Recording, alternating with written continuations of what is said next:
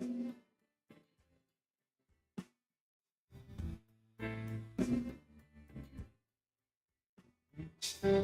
everybody, it's the Old Wolf here, coming at you live. Trying out new equipment here. Tuesday, June 21st. Summer Solstice, coming at you live, Rochester, New York, 8 p.m. Eastern Standard Time. Another episode of Witch and Wolf Wisdom. So some of the dynamics tonight may be a little bit off, because we are trying out some new equipment. And that equipment hopefully is going to expand some of the abilities and things that we're able to do, not only live, but in recorded content. So again, for anybody coming out here joining us, thanks again. Tonight's episode, the Pompatus of Love. Yeah, I thought, especially in the dynamic of a lot of the stuff that's been going on, having a framework of something a little bit more positive.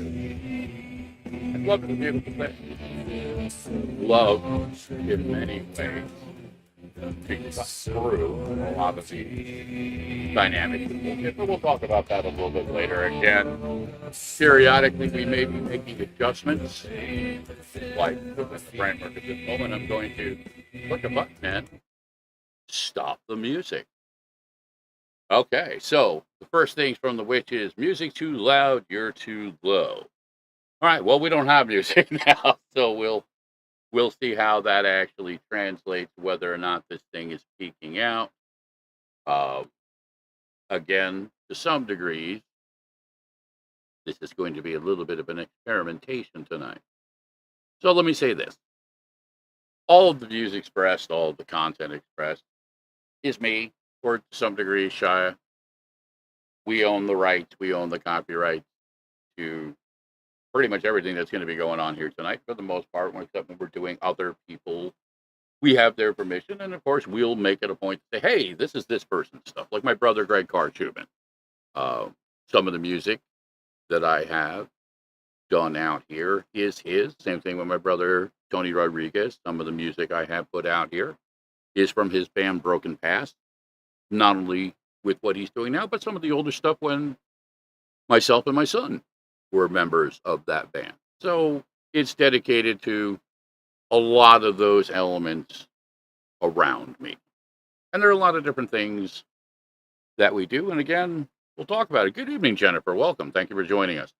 So again, as mentioned, this is a little bit different setup now, using new equipment, trying to streamline some of these dynamics to actually not only make it sound better, but to be able to expand on some of the functionality of things, both live and to some degrees going forward recorded, because you can't always live broadcast things depending upon what's going on. But again, first things first, as they say. There are a couple of people that we interact with. We talk about them a lot. It is the context of strength in numbers. Good evening, my brother Josh. Great to see you. Hope you're having a good time out there.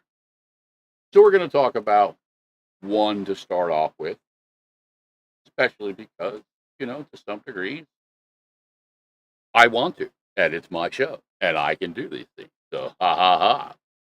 Yes, I'm talking about my sister, Ashley Hart. And Ashley, okay, she does a thing called Heart's Creations. Dream catchers with intention. Now, I talk about this all the time.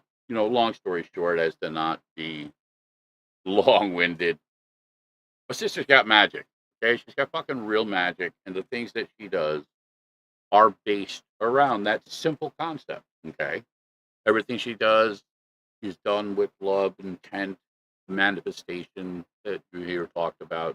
Different degrees. Shiya talks about it. I talk about it. A lot of people talk about it in different ways. But she's one of the real ones. She makes some beautiful stuff. So if you're looking for a dream catcher, definitely check her out. Facebook, Heart's Creations. Tell her we sent you. Show her some love. Now again, we have another friend. And she has a little thing called Mystical Moon. And she very generously helped sponsor one of our contests a few months ago, which we're still working on putting the music together from the winners. We did not forget. It's just, to be really blunt, we don't do things half-assed, so sometimes they take a little bit of time. But anyway, she has all kinds of really wild crystals and jewelry and, different little elements within that spectrum. And one of the things that she does is that if you mention either Shiya or myself on your first order, 25% discount, which is pretty much more, if not completely, her profit margin. But she isn't in it just for the money. She believes in what she does. She too has mastered. So definitely get out there. You can either check her out on Facebook.com, Mystical Moons, or, Mystical Moons Live. On Facebook, yes. Yes. Mystical Moons Live. Or you can check her out, www.mysticalmoons.com. So yes, a couple different ways that you can do that. Now, again, I talk about it a lot. And as always, my brother, Tattoo Tony Rodriguez, Broken Past, Papo Sticker Company, Under My Skin Tattoo. These are all him, okay? And again, I talk about it a lot, but I think it's important. The people around us should inspire us. And the good thing that they do should be sung. It is the old concept of the bard. Throw me a coin, I'll tell you a story. And toss a coin to your wolf. Toss a coin to your wolf. Oh, yeah. But here's also the other dynamic within that too. We're so focused sometimes on the negative that we need the good to fucking counterbalance it. And my brother Tony, listen, he's a single dad, okay, runs a business, runs a band, runs a tattoo shop, runs a nonprofit charity foundation. So when you talk about the dynamic of people who actually really give a shit, words sound good, but actions are so much better. Oh, so go check them out. Support them, okay? Listen, I get it. Not everybody's going to go down to the Jersey store to get a fucking tattoo, okay? Not everybody's into tattoos. That's fine. But we all spend money and we buy little novelty knick-knack things. We'll buy, We'll buy t-shirts. We'll buy a t-shirt. We'll buy a fucking coffee mug for our aunt or for somebody at work or, you know what I mean? Any number of these customized elements, be it a bumper sticker, a t-shirt, a coffee mug, whatever that your mind can think of. Tony can do it. You know what I mean? And especially when you think about the element that these little things, especially when you personalize, just, again, simple concept, taking a picture of somebody and making it into, their very own cool little rock poster. When something's customized, I mean, we don't always have the kind of bug to go and make something ourselves, but to go and get it customized, that shows a level of thoughtfulness and a gift. And Tony doesn't charge an arm and a leg for his customized stuff. He's really great pricing for just a one-off, where you can't do that with most people. You can't do a one-off. Yeah, well, again, Tony's the kind of guy, if you just want to make one coffee mug, he'll make you one coffee mug. Right? Or he'll make you 100. Or 100, yeah. So reach out to him. PapoStickerCompany.com. Tell him the old wolf sent you. Jennifer, you need to fund people right now? You got it. You got 2 new wood burners this weekend. Ooh, what you gonna make? What you gonna make? What you gonna make? The witch wants to know. Inquiring minds. Yes. Witchy minds need to know. You might have to spill the beans. Or whatever analogy works for you. So again, She makes some amazing woodwork. She sent me some stuff on the Egyptian god Horus that was like abso-fucking-lutely incredible. Beautiful work. Well, there you heard it. So what you're seeing, for those of you that are actually watching and not just listening, is a bit of a slideshow for the summer solstice. Right there you have Stonehenge. Beautiful shot, by the way. Some pretty flowers and a ring. These were put together by the witch who got up on Adobe stock photos. I wish I could say I took any of these, but no. This is just, a little montage and nod towards the longest day of the year for those of us here in the northern hemisphere. And of course, those in the southern hemisphere, well, they've got the shortest day of the year and the longest night. But this is a time where we celebrate the height of summer, and we celebrate this. You'll see a lot of pictures in here of bonfires and picking flowers to make summer crowns. Stonehenge, a couple of different ways, because that is beautifully lined up so that the They're different. sunrise. They're little snapshots of different elements that But the sunrise correlate of the with it. solstice comes straight up through Stonehenge, and they, of course, this morning at Stonehenge, all gathered to celebrate the arrival of the solstice, as they do every year. It's a beautiful thing. But Very this cool. is a celebration of the sun and a celebration of fertility, the height of summer, those beautiful heady days of summer. Nice. So welcome, Michelle, Tiffany, everybody else. Thank you for coming out. And yes, we're all beautiful. The Pompatus of Love has deemed it so. There you go. And yes, Jennifer has a question for you. Can your brother design a custom tattoo pattern for me, you think? Yeah, he's a world-renowned tattoo artist, so he's the bomb.com I and then some. feel pretty confident that he can do that. Yeah. So listen, anybody, if you ever have any audio issues, okay, or video issues, please feel free to throw them out in the chat tonight. As I mentioned in the beginning, we are using some new technology, so we don't know 100%. We are literally, we do the podcast live. So because of that dynamic, technical difficulties tend to play out in fucking real time. Hello, Ewok Queen. Yes, my hello, sister human. Deanna and Jennifer Martin, welcome.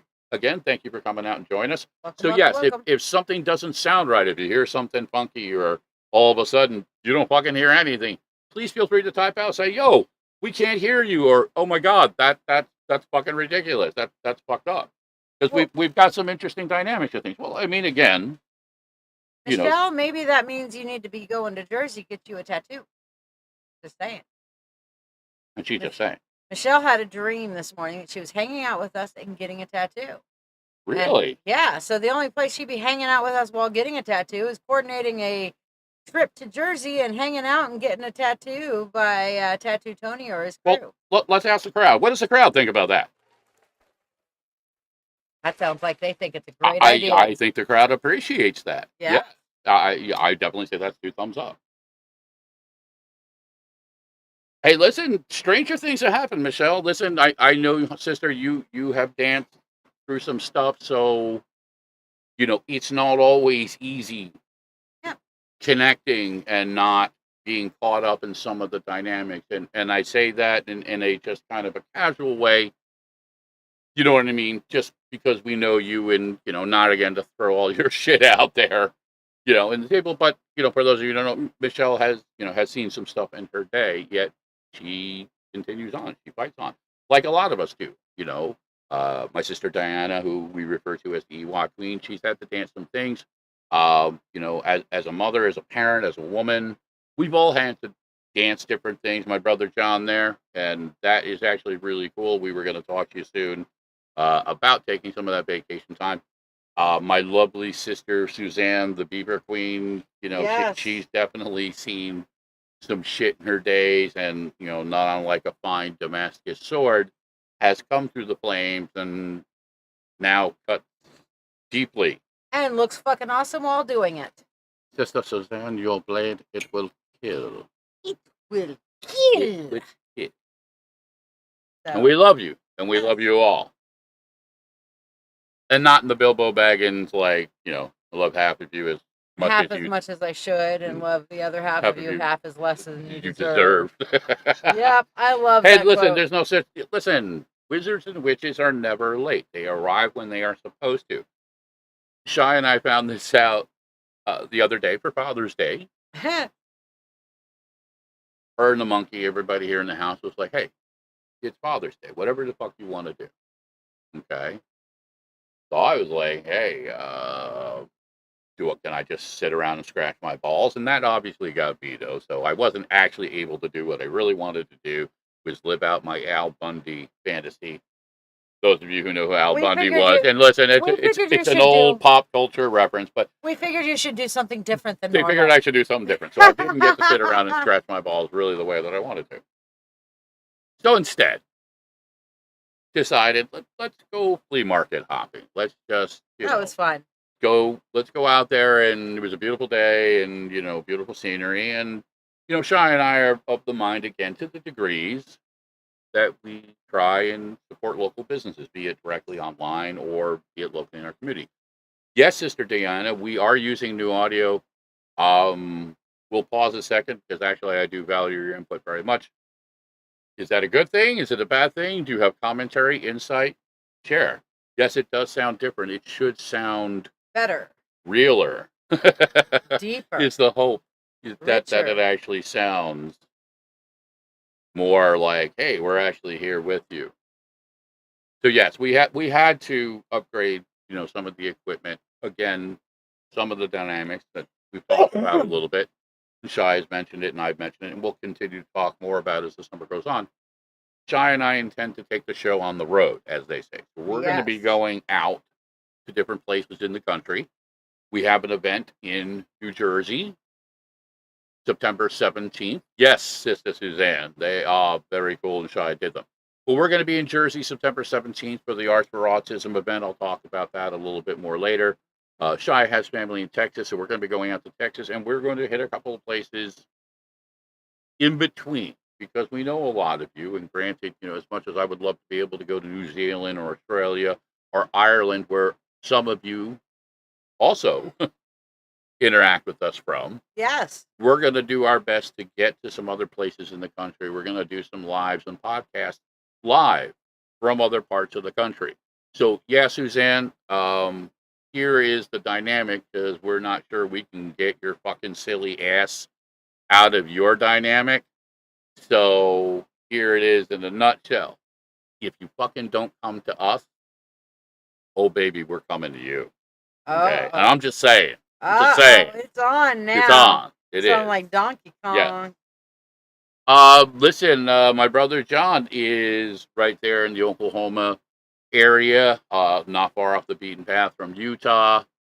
You know what I mean? We're going to try, to do as much as we can. Brother John, you're coming out here for the September event too. So, I mean, you're already in the mix to certain degrees. Yeah, so that offer is anybody that can get their ass to New Jersey for September 17th. We will find a way to make sure that people are accommodated. We can't pay to get you out there or home, but we can take care of you if you come out for that day. So we'll make sure you got a place to sleep. We'll make sure you got food in your belly. We'll do our best to make sure you have a good time, and all those dynamics. So the offer extends. Don't get me wrong. If something happens and say Atlantic Records wants to buy my album, and all of a sudden we have millions of fucking dollars, guess what? We're gonna throw a big fucking party for everybody that's hung around and everybody that's part of it, and I'll send fucking tickets out to everybody to bring everybody in. I'm that kind of guy. I believe in the old school, context. If you don't put back into it, you don't deserve to get out of it. And so, again, Shai and I try to the best of our ability give at some of the dynamics, and we'll talk about it a little bit, because it's one of the new things that has changed within the framework of the Mentorship Circle. And the Mentorship Circle is separate from the podcast, obviously. They are not dynamically connected, but as all of you know, and full disclosure, she's my girl. You do things in and the I circle do things as well. in the Mentorship Circle as well too. But it is wholly separate from the podcast, but we will definitely tell you all about it. Yes, but what she's done is now what used to be, what did you used to call your Monday Night Live? It used to be mentorship. I know it used to be mediumship Monday. Mediumship now it's mentorship Monday. Now it is Mentorship Monday. Long story short, what Shia is doing is basically everybody who is a membership member, Monday night, you can come out and get a free reading. Like a free priority reading. No change in what the membership costs a month. Nope. And, realistically speaking, it's pennies on the day. Yeah, Mediumship Monday. It used to be Mediumship Monday, but now, and I still do mediumships for the same price that I did on Mediumship Monday. It's a 15-minute private mediumship. So I'm not taking that availability away from people, but when you're on the live, sometimes, the energy fucks things up. Yes, it changes. It can be good. It can be bad. And it could go either way. And not saying all mediumship goes bad, but it could go either way. And I'd rather not deal with it on a life. Yes, and I actually liked one of those pictures. I think it was actually a picture of you and your daughter. Yes. So yes, congratulations to you, Suzanne. I Yay. know you have some extended family there, and there's some things going on in your world. Very exciting. Those of you that know me know that I am struggling to become more active on social media. I think you're doing fantastic. Social media has not been. It's not his favorite thing to do. Yeah, I try. I do little things. It's easy for me with the music. I just put my music up there. Hey, listen to this. Have a good time. And we have the Goblin Queen, Chanel, our sister. So now we have the Beaver Queen, the we Goblin are good. Queen, Great and to the see Ewok you. Thank you for Queen. coming out. How are those little goblins doing over there in your world? And we're doing great. We're doing great. fantastic. Life is good. So my stupid question is, can you all hear me okay with the new audio setup? Yes. Again, if anything sounds funny between myself or Shiya in our conversations, please let us know. Again, as mentioned, and it will be mentioned continually and redundantly, at least through this podcast, if not in the next couple of days, as we slowly balance out the new technology. Yep. Yeah, I mean, everybody seems to be hearing everything good, so I would say Yay. everything's working. Beautiful.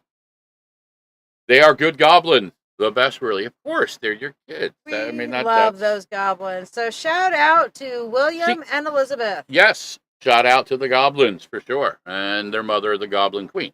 But here's a great analogy. No, her. She don't need a shout out. See, now this is the love other. You, Chanel. As I said earlier, live broadcasting. There it is. The witch just blew the Chanel off. Chanel, I had nothing to do with it. Okay, I am absolving myself of any and all fucking responsibility. I was actually going to use you in the dynamics. Say, all right, let's give Chanel a little bit of airtime and stuff. And here's the dynamic. And let's right back to it. Listen, Chanel, I'm not sure if it's a weird pseudo sexual witch thing, but that's twice now you said to screw her. Yeah, just screw her. That's 3 times now. Yeah, you want me to say I don't know. Is it a Freud thing? Inquiring minds want to know. Be. I don't know. I can't speak to these things. I'm going too far. But in the context of the Pompatus of Love, for those of you who don't know, the Pompatus of Love basically means whatever you want it to mean. And that's coming from the man himself, Steve Miller, who wrote the words and basically created the context of the Pompatus of Love. So within Chanel, the Goblin Queen's world, she is the Pompatus of Love, both as mother and wife and, Goblin Queen. Well, one of my favorite quotes comes from The Crow, which is, "Mother is the name of God on the lips of all the children."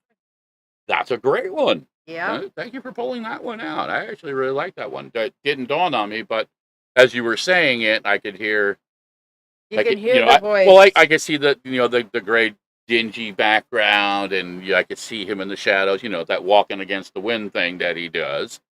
And yeah, great movie, great line, and totally applicable.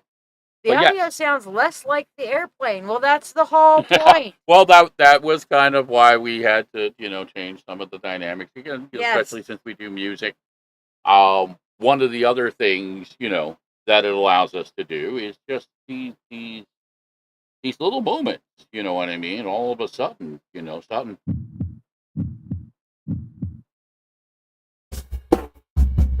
Get some funky sounds going.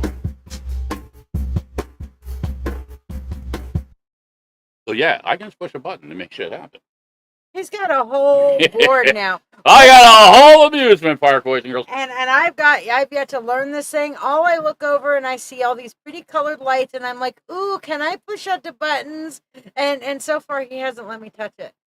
So, listen, and I mean again, for those of you that technologically are inclined, we got a MixedCast 4. Which is not a top-of-the-line piece of machinery by any shape or form, but it's a good one. And it's made by Tascam. Tascam has got a good reputation for many years in regards to equipment, specifically recording equipment. But the MixedCast 4 was designed for 2 elements. One, for podcasting, for doing live dynamics, her live, et cetera, et cetera. But it's also a recording deck. So Shy and I can now go anywhere basically with this little piece of portable machinery. We could go out down and give you an analogy example. I'm going to go down to the bayou, okay, and back out there, you know, you're not going to find a whole lot of dynamics of a sound studio or all those things. You got to have something portable, something that you can basically set up to be able to record a contact. You know what I mean? And, to some degrees, that's where real magic happens a lot of times. So, it's not that it doesn't happen in big events. Technology is beautiful. But if you've never been to kind of like a backyard kind of out in the mountains kind of thing, no, I don't eat no crawfish, honey. But I play banjo and I play mandolin. And when I was a kid, and I've talked about this, my mother used to drag me around to two distinct musical dynamics. The first was the bluegrass folk scene, and the second was the hippie scene. Okay. So I got my music from two dynamics. First, I learned how to play from watching the old timers play. So I learned how to play guitar. I learned how to play banjo. I learned how to play mandolin, and I played those types of music. Okay, that's where I started. And then as she was turning me on to the hippie scene, some of it was folk music. Bob Dylan, The Grateful Dead, Janis Joplin, Crosby, Stills, Nash and Young, et cetera, et cetera. But then a funky black man showed up. His name was Jimmy. And Jimmy said, "Are you experienced?" And I was like, "Well, I'm high." He said, "No, not necessarily stoned, but beautiful." And from there, I became the Pompatus of Love. True story. So now, Suzanne, that's feedback from Eric on the audio there. Suzanne, I love eating crawfish personally. I enjoy it. But you will not catch me sucking any crawfish heads. That's not what this witch will suck on. No. So I don't like it. I think it's gross. I kind of get a shudder when other people are doing it. I'm happy if you enjoy it. That's okay. You can have all my crawfish heads because I'm only gonna eat the freaking tail. That's it. No. If I'm gonna, never mind. Part of me wants to say something not so PG-13ish. I'm sure your mind can imagine what my comment about sucking crawfish heads would be, but I don't suck crawfish heads. No. Nope. That would be. I don't care if it's just the juice. I just know it's like I can get juice out of while I'm eating the tail. It's nom. Yes, well, I mean, different things obviously translate differently to some people. Some people are into that Rocky Mountain oyster thing, and some of us are not. Okay, and that's not to begrudge other people's cultures and their dynamics. It's just me personally, there's nothing in the world short of impending death for myself or somebody that I love, that I'm going to eat the testicles of any creature. I'm just saying. Okay. And no, it's not a sexual contact. It's just, a respect thing. No Rocky Mountain I have oysters. testicles, so I'm not inclined to eat anything else's I don't testicles know because I wouldn't want my testicles eaten. So it's just a pure like, hey man, I won't eat your balls, you don't eat my balls, and we all get to eating balls. And this is again one of the core postulations of the Pompatus of Love. It's just based in love. Okay. That's all. Nothing weird to see here. Love is not eating creatures' balls. Yeah. Listen, again, in the dynamic, if you're out in the middle of fucking nowhere, you haven't eaten 3 days, and, it's a context that, well, if I don't eat these nuts, I'm going to fucking die. Yeah, mountain oysters. Yeah. Rocky Mountain oysters or calf fries. Yeah. You don't want to do calf fries. Now, my brother Eric just gave me a little insight. We're tweaking the settings. We're playing with what's called a noise gate, okay? And the noise gate noise filter basically is to filter out certain dynamics of background noise without compromising too much the quality. Mm-hmm. So what my brother, very, very good ear, man, picked up on is that we're having a little bit of cut coming in and coming out. I just tweaked those settings down, so you might get a little bit more background interference noise now, but hopefully the dynamic of the cutting in and out will not be as much. So we'll have to see Yes, and how that thankfully, plays out. Eric So is thank an you, engineer. thank you everybody who's assisting in this process. Seriously, Yes. couldn't fucking do it without you. Listen, I didn't want to kill you, Jen. I am really, Jen, I feel bad. You All right, came, listen. no, we're slaying her No, with no, humor. this is not fair. Jen has made a fair point.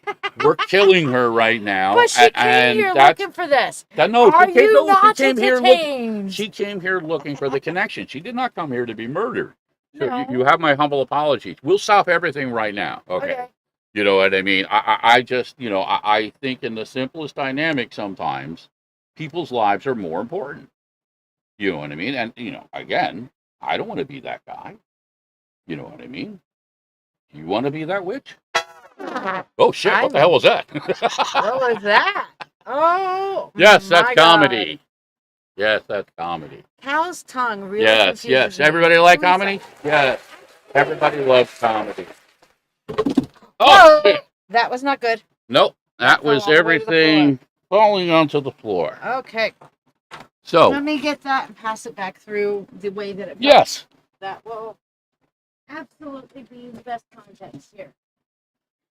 Here we go. Do people use them for rituals? That's a great question. I don't really have an answer. Here we are, passing it. And that tells me I need to put something on to keep it from sliding off. Yes, we'll definitely have to make a subtlety of adjustment here I know so exactly that what to this put there to keep doesn't it from moving. fall off. So I have to be very cognitive right now of this. Yep, That was fucking weird. that was weird. It's getting So, weird in here. yes.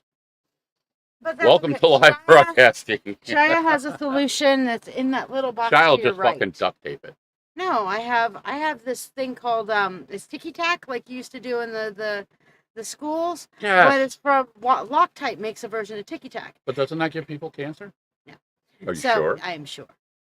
Moderately I sure. don't know. I don't know. I mean, I'm pretty sure I'm pretty sure I saw an episode of House where that was the culprit. It might be. We've been watching what I House mean? again lately. Yes.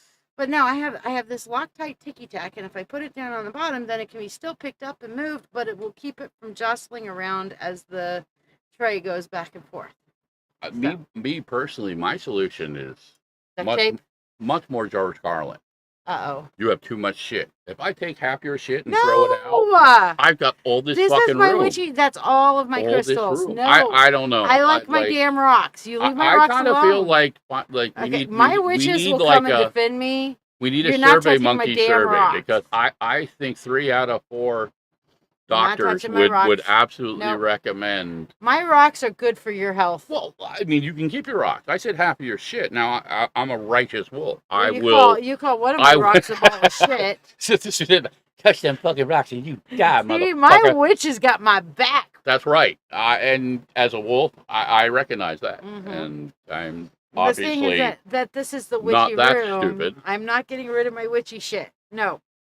Okay. Well, If I get rid of half my shit, well, I can make space in your so we room. compromise. Maybe we do a third. See now, I I was gonna be cool. Suzanne's got the But voodoo I think Suzanne wants attention tonight because Michelle. she knows. Look at Michelle. She's doing a knife emoji. Michelle obviously just gonna go straight to the knife. Okay, but Suzanne, Knock the knife. Suzanne went for the trigger. She's Oh, like, make all right, peace, I know babe. what triggers the wolf, and she went for it. So unfortunately, now your beaver is fair game. Oh, God. Ha ha. See how that works? Oh, God. That's right. We're going to talk There it about goes. Suzanne's beaver. Ah! Okay. Suzanne's beaver. Not unlike Winona's big beaver. Okay, which was immortalized by a band somewhere in some point in time. We're going to talk about the Beaver Queen's beaver. Oh, no. Okay. What kind of Now, beavers does she have? I don't know. This is a really good question. Well, we need to know the types of beavers that you care for. Well, Suzanne. again, Are you an expert beaver here is the manipulator? dynamic. I know my sister. She talks a really good. She's the beaver She whisperer. talks a really good talk until all of a sudden now, the great magnificent Oz's curtain just comes dropping down, and there's a half-naked guy in a raincoat standing there looking stupid. With the beaver. Well, no, that has No, nothing to do with he's the just looking beaver. at the beavers. I'm just using that as Oh, just okay. kind of like a demented Wizard of the Oz analogy to kind of really set the stage for the weirdness that's to follow. Uh-oh. She's going to need the beaver carving now. Oh, there you go. Okay, I'm not sure what that translates to. Is that a tattoo? I'm. It's your beaver Part tattoo? of me is disturbed. Part of me is aroused. I'm not sure which.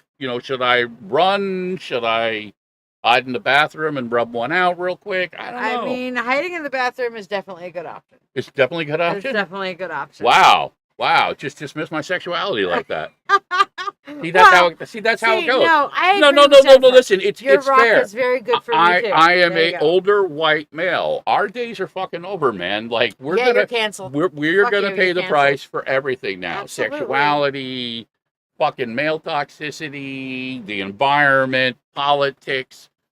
The check has come to your man. Okay. fault. It's all your fault. I blame you. You can incorporate yourself in your altar. That's an interesting dynamic. Hey, Karen. Yeah, with the beaver statue. So she'll be the Beaver Queen. That's what she said. Okay. She wanted a carving of a beaver. Listen, as your altar. friend, there are places that you can go that you can actually get a mold of your beaver, and then it would be a more authentic representation, wouldn't it not? I mean, that would just, from my understanding have a crystal beaver. That would be my take on the ritual end of it, that if you really want to make it part of your altar, you actually have to frame the reference of what should be worshipped. Taking a like me personally, again, I'm not going to be as inclined. However, again, if you're looking to start a religion or a cult or that kind of thing, Suzannes you Beaver immortalize your beaver. You make it the beaver of hope, the beaver of again, the Pompatus of Beaver. The Pompatus of Beaver. I like that. See, that's why she and I make such a good couple. Because banter off we that. Can take random the beaver cult, right? Yes, take random insanity, spin it together, and actually Pompatus of Beaver is like the Pope of the Beaver cult. So well, no. See, Suzanne is the Pompatus listen of Beaver. again. As the token white male in the room right now, I have to kind of pull the plug on the whole Pope thing, because you're just reintroducing a lot of layers of old shit that we don't really need. So what do now we she do? can have a hat. I'm cool with that. Now, I get it. Can we frolic naked in the forest? But we gotta change the dynamics. It can't be like the Pope kind of thing. Okay, no Pope, but frolicking naked in the forest. Next thing you know, she's got Priestess, and then they're molesting little girls, and then trying to hide it, and then there's lawsuits. Yeah, we don't need the lawsuits. We've got another, 4 or 5 generations of fucking trauma. No. Yes. I think we can do better. The Pompatus of the Beaver. Listen, if Scientology has taught us anything, we can make whatever the fuck up that we want. We can make it up. Kenny, you've been in a mood. Years? Well, hopefully being here with us today I'm sorry to hear that. Will help you be in a better mood. Hang out. We're being stupid. We're being crazy. Hopefully we'll make you laugh. But if if there's a context, feel free to throw it out, because it's that kind of thing. Yeah, we'll talk about the framework as evident in the title, the Pompatus of Love, and the Pompatus of Love, again, from the man himself, Steve Miller, is whatever you want it to be. Heck yeah. And that was my framework. It's just like, you know what? There's so much horrible shit around us. Oh my God. Let's put a smile on that. Fuck that. Stupid is good sometimes. You're right. Yes. We need to laugh. We need to let go of some of the dynamics sometimes of the things around us, especially when we can't control them, especially when they're other people's stupidity that, not unlike rain, just kind of falls out of the sky. Wait, well, that's not rain. That's a large hairy man taking a leak from the 7th story. Yeah, we all have those days. I had that literally happen with one story above us one time. That's fucking horrible. I don't want to. It was a dog, though. It wasn't a dude. It was a dog. That's even better. And we're sitting on the patio, and then all of a sudden, this we have to really be careful. The FCC does have a thing about bestiality, and you're right on that line. We can fuck with Suzannes Beaver because it's an obvious double entendre.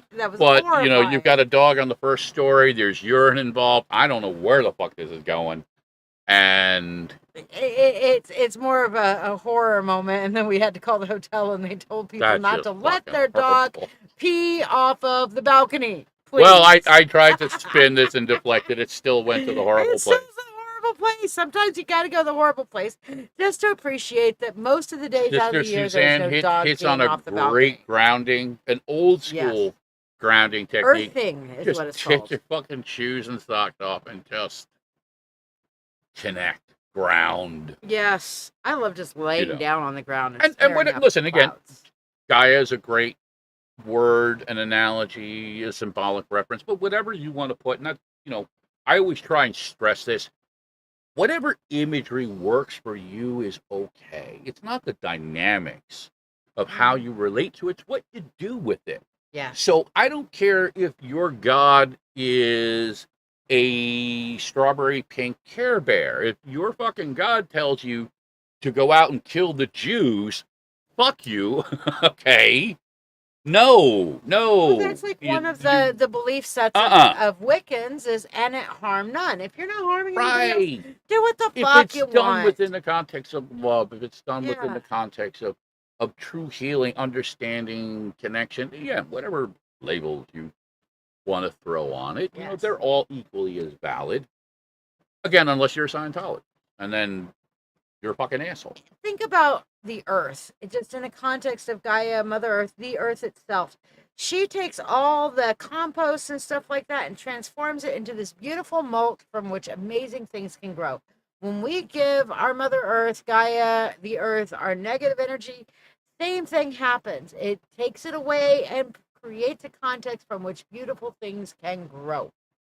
And out of that grew a couple of, uptight white guys with law degrees and said, hey, fuck it. Let's create our own religion and just make people slaves and use it as a fucking tax shelter. We'll call it Scientology.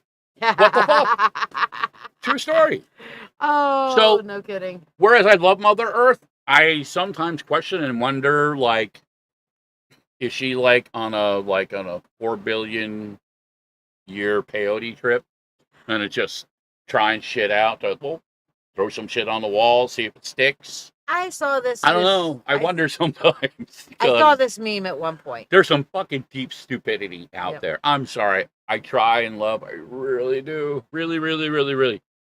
But some of the stupidity, and I think part of the dynamic and part of the problem why so many people are struggling is most of us are just sick and tired of it. We're sick and tired of the stupidity. We're sick and tired of the bullshit. I'm mad as hell, and I'm just not going to take it anymore. So I'd rather come out there and put my Pompatus of Love cape on and be the superhero that I was meant to be, or the supervillain. Again, pick your poison. Huh? Can you be both? Maybe you're the anti-hero. Well, that disturbingly sounds like the Antichrist, but again, I suppose it really depends on what side of the communion wafer you fall on. Mm-hmm. And Father Flanagan would say, come here, sit on my lap, we'll discuss it. An apt analogy was a meme I saw at one point where somebody was sitting on the bench with a godlike character and said, hey, God, why do you allow for all this negative stuff to happen?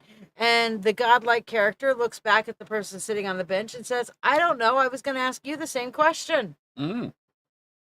Yeah. Why do we allow it? So we can call out the Scientologists of the world and say, fuck off. This is the paradox. Yes. Yeah, and Michelle, I get it. I have those moments too, but here is the simple truth. And we'll call it that because I think it is a simple truth. It's just hard to exist in sometimes. The simple truth is, if we don't do it, nobody else will. Somebody has to take the stand. Yep. Somebody has to be the adult in the room. Somebody has to scoop up the shit at the end of the day. If not for ourselves, for everyone to come. And I know the dynamic for you is a little bit tougher because of your own personal history, but I also look at it in the context as a parent. Suzanne, I know you share the same thing. Diana, a lot of other people, you know what I mean? I believe that we have a responsibility to our children, to everybody's children, to do better. And It's not always easy because it does mean that you have to deal with a lot of ugly fucking shit and a lot of stupidity and stuff. But then again, there's the other side, as my sister says, and Suzanne says, she was thinking last night. I was thinking about Mary Brothers. the game. I'm not sure what any other reference besides the game, unless you were talking about one of the fucked up Marios. Mario, don't you love me? Don't you want to finger fuck me, Mario? Yes, that's a real thing. Yes, you don't know that one, but if you see it, you'll understand. You don't want to see it. But she says, isn't it funny in the game, you eat magic mushrooms to get extra lives or grow bigger, and eat stars to run super fast and be invincible. Yeah, no surprise to me that they incorporated elements of drug culture into a video game. Same reason drugs or sex are, within music. Listen, these are the dynamics that engage people. You know what I mean? People are much more inclined to respond if, there's going to be some fucking, there's going to be some alcohol, some drugs. I mean, we don't actually have to feel and deal with the shit that we usually do. We can just do whatever the fuck we want and have plausible deniability because we were fucked up. Oh, I don't remember that shit. I was fucked up. Well, that's not me. I was fucked up. I know that argument all too well. And listen, there is a case to be made within context that sometimes, yes, it is a lesser evil. I will say this honestly, and I mean this truly. If the two options that you have are putting a bullet in your fucking brain or going out to a Roman orgy and getting fucked up, Roman orgy, fucking Roman orgy all the way, man. Go fucking crazy. Oh, baby. Because you're at least living. You're at least allowing the context of life. Yep. Now, I might give you a couple suggestions about how you might want to handle yourself at said Roman orgy, but I'm definitely going to side on that lesser evil every day of the week versus, somebody embracing that end of the spectrum. Because that is ultimately where that road ends. Yep. Okay? It destroys our self-esteem. It destroys our context, our connections. It erodes whatever semblance of faith or belief that you have. It is a fucking proverbial black hole that eats everyone and everything that gets close enough to it. So, versus that dynamic, or the one we like to joke about, cake or death? Cake! Not a hard choice. But for some people, it actually is. And again, I do not say that flippantly or to be dismissive or even, again, make fun of in the dynamic. But sometimes the only defense we have is fucking humor. Okay? Sometimes it is the lesser of the two evils. So you got to look at it, again, for what it is. But I'll always go there. Listen, I would much rather die within the thralls of beaver pussy, okay? And I say that quite literally, than to spiral off into some fucking black hole. Have you seen no pun intended. Have you seen that study they were talking about with the mice, and they gave the mice clean water and like cocaine-laced water?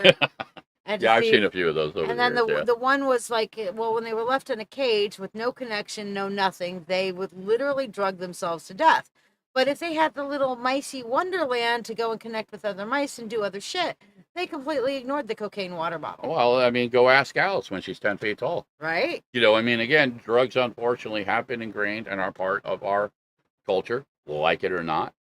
Some of it is, within a framework of cultural dynamics, depending upon, when you grew up and where you grew up.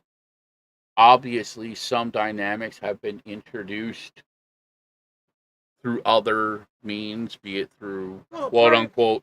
Listen, pharmaceutical medicine is like, and I don't want to get spiraled. I want to stay the Pompatus of Love tonight. I don't want to be the whole fuck analogy big government, of that, fuck the, Right. The whole big analogy was that was people didn't need to turn to an escape when they had connection, strengths and numbers. Well, but they also still did. I mean, listen, you can see alcoholism all the way back. Yeah, that's true. You know what I mean? And again, granted, depending upon, if you're talking like the fucking Middle Ages, yeah, it was only, the higher end people who had access to the high end stuff. But let me tell you, the human condition and stuff, motherfuckers were out there smoking anything they could figure out. How do you think they figured out what they could smoke and what they couldn't? Motherfuckers picking mushrooms, eat that. Wow, that's weird. Okay, now we got magic mushrooms. So, there's a dynamic that, despite elements of class or these other dynamics, the human condition will find a way. Okay. That is Just true. ask people who are into that autoerotica asphyxiation thing, which is Oh, basically, yeah. and again, it's a real thing. It's just basically here. I'm going to tie a noose around my neck and I'm going to attach that something and I'm going to slowly start choking myself to death while I'm jerking off. And the concept is that if I can just time that right, it's going to be the best nut I've ever popped. I just got to hope that I don't fucking die in the process. And guess what? Some do. People die. Yeah. Okay. True shit. Okay. That context. Whereas I can relate to wanting to pursue the better orgasm. I mean, I get that theoretically. Okay. I can relate to that. You enjoy the feeling and you're trying to maximize that. I do that sometimes with ice cream. And that's why I'll put syrup and fucking whipped cream and other shit on it because I want to maximize my ice cream experience. Fudge. However, hanging myself while trying, I mean, again, the first thing that jumps into my head as the Pompatus of Love, and this is the way a high functioning empath brain will work. Okay, we'll spin it a whole bunch of ways, but the first thing that jumps in my mind is this how I really want the people that I know and love to be the last image of me if my science is incorrect or something just goes sideways? Because that therein lies Somebody's gonna your find first you. real red flag. That if you fuck up in this context, somebody is going to find you hanging from a rope with your grip, dead dick in your hand. with a death grip on your dead dick. Well, maybe, I don't know. It would be a I literal haven't death grip. examined the pathology of this kind of thing. Think but about it. It's If probably you're not. dead, It's not going to be a death good grip. look, and I guarantee you that those people, They're not going to traumatized. forget that image. That's one of Trauma. those moments that yeah, is probably going to translate into trauma. Trigger, Now, trigger. the EMT guy who's been running fucking calls for 30 years, he might just be like, yeah, that's kind of tame considering what I've seen over the years. But for most family members, yeah, that's not going to be an imagery. That's not what I want my kid or Shiya or anybody else to be their last image of me hanging from a rope with my dick in my hand. Okay, Oh, just don't. your dad Okay? died. What? How'd he die? Oh, yeah. Yeah, well, There's that. how do you explain that away? You Well, don't. he was challenged. He was depressed. So he took his life and his dick into his own hands. So yeah, and most people, they feel pretty solid in that type of dynamic. At least I do. Now again, that's just me. I mean, I would not want to be found like that either. But again, this is just one of the infinite multiverse of just what the fuck. And it's not even what the fuck Wednesday. It's Tuesday. So how the fuck did we end here? I don't know. We digressed. We were talking about the Pompatus of Love, and somehow we got onto and we organically sometimes go into strange directions for no apparent reason. So, for those of you who didn't get to see it, I'm going to play it again tonight while we take a quick break. This is, again, a live track from one of the songs that myself and the Pocket Full of Wolves will be performing at the autism event, and that will be September 17th, 2022, in Port Monmouth, New Jersey. We're going to have wrestlers, we're going to have music, we're going to have a whole bunch of stuff down there in conjunction with the RAT, WRAT, which is the local rock station down there on the Jersey Shore. And if anybody's interested in coming out, reach out to me because yes, we might let be us know, coordinating we would love to find a way events, whatever, to get everybody together and have some fun and support a good cause. Yes. You know what I mean? Again, my son and I have been members of this foundation for many years now. The simple belief, the motto within the foundation is helping those in time of need. And myself and Tony and a lot of others have kind of found that the bigger charity organizations don't, for whatever reason, and I don't want to throw names, American Cancer Society. Excuse me. Was that a lot of these bigger charities? Are you okay? Don't do anything. They take their money and it's just recycled into management fees and high class negotiators and dynamics of marketing and advertising and PR and all these other things. And I say that because I was one of those guys at one point in my life that I was a professional fundraiser and I did these types of things. And I chose to ignore certain dynamics because I believed, or I wanted to believe, the rhetoric. The truth, unfortunately, is much more horrifying.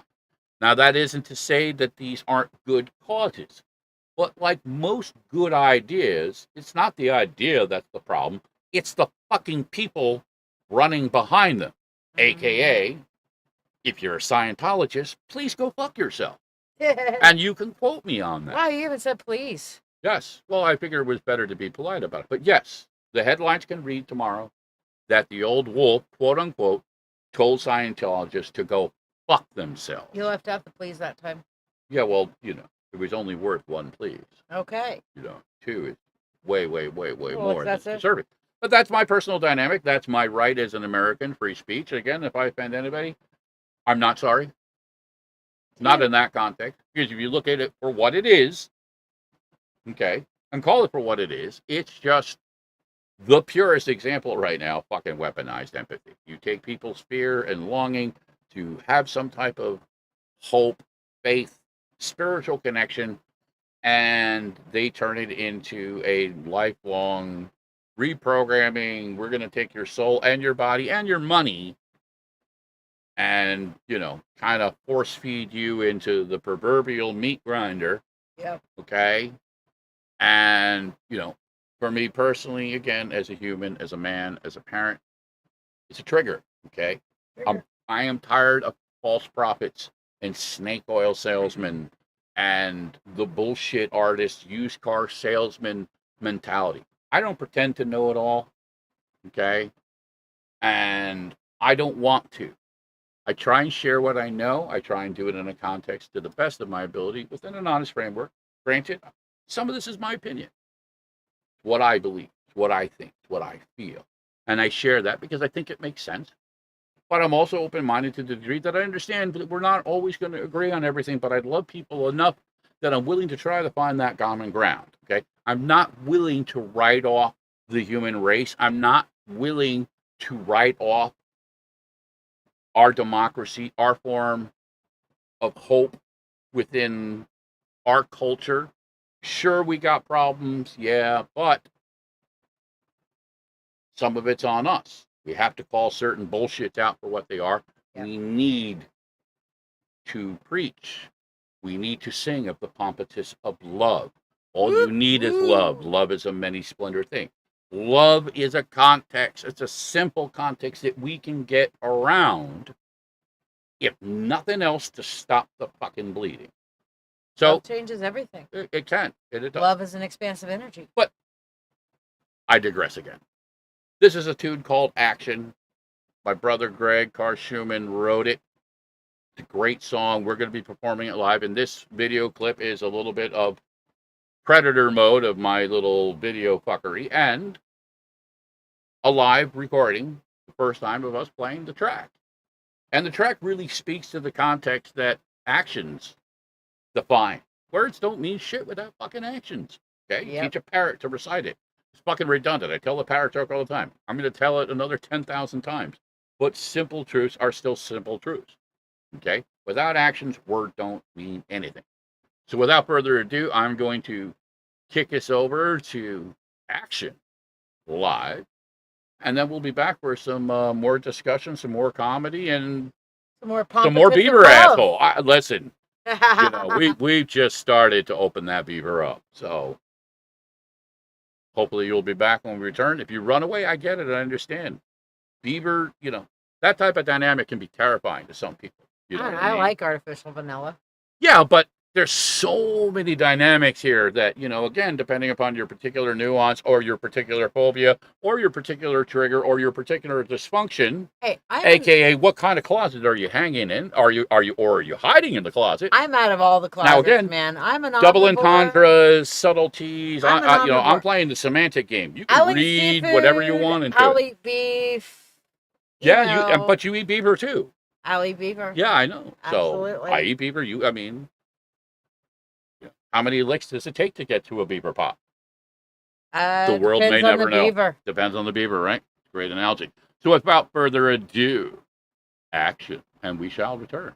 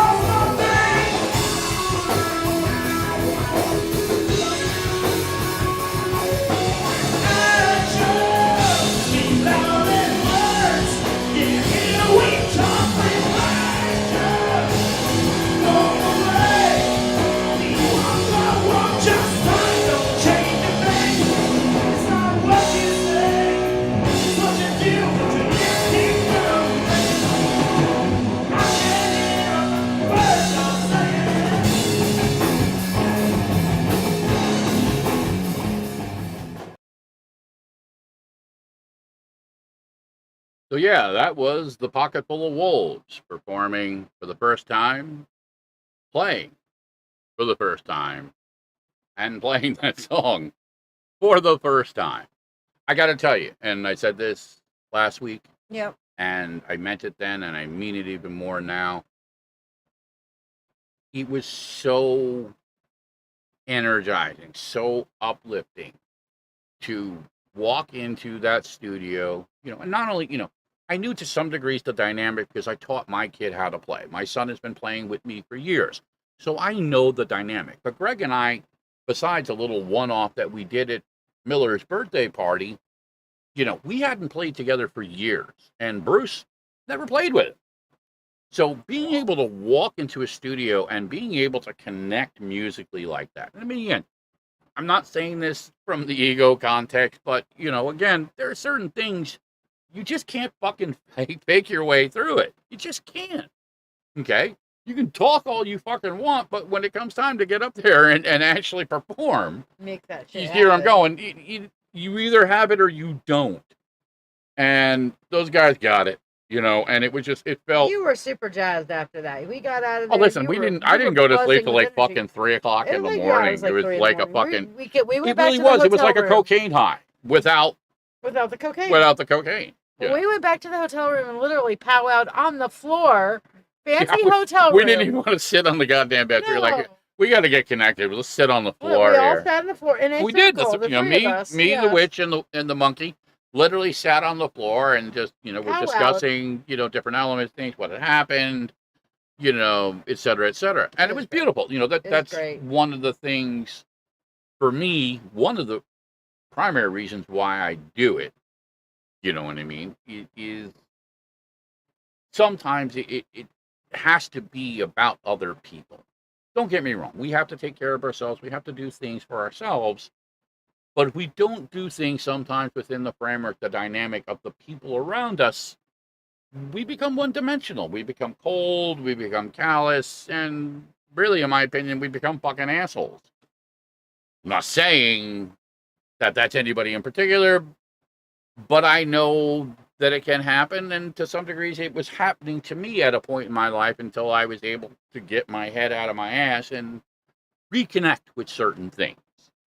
Okay, don't get me wrong. Again, context is everything. Sometimes we have to pull back. Sometimes we have to, not be around those dynamics. For better, for worse, right or wrong, it is what it is, especially if we're struggling. But I am here to testify, to tell you that there is better. There is, again, love. The Pompatus of Love says so. And therefore, it is. You have spoken. Well, no, it's not just me. I'm just passing the message down. Okay, I'm not taking credit for anything. You're not going to take credit for that? Okay. And that, well, listen, that was the beautiful thing that Steve did. It's just Steve basically said, hey, here it is. You take it. It's yours. Yeah. Everybody gets a cape, okay? Everybody can use it to the degree that they need to, as long as it isn't hurting anybody else. And that's always the simple counterbalance. The take what you need, leave the rest behind. And Sister Suzanne, vanilla comes from a bean. Though it may come from a beaver as well, I guess it depends on the beaver. Why? Is there vanilla in your beaver? I don't know. Maybe we'll find out. That's a question that we'll wait to see answered.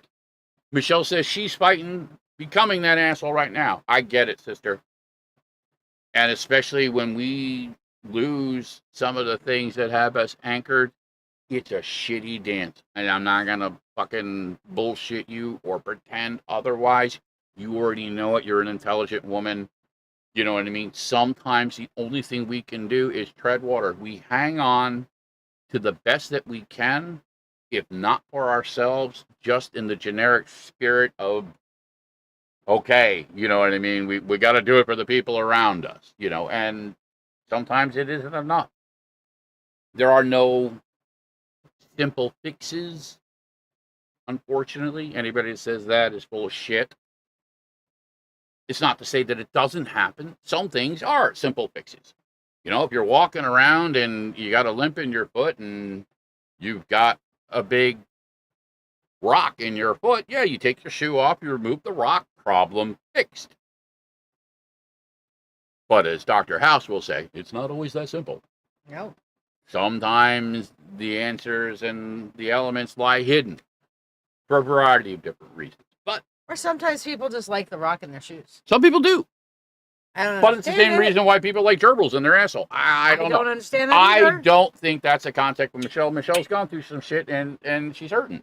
Yeah, she is. And I get that. I don't get it to the specific degree of what she's gone through, but I've seen the dynamic of loss, the dynamic that happens when the things that anchor us are lost for whatever reason. Yep.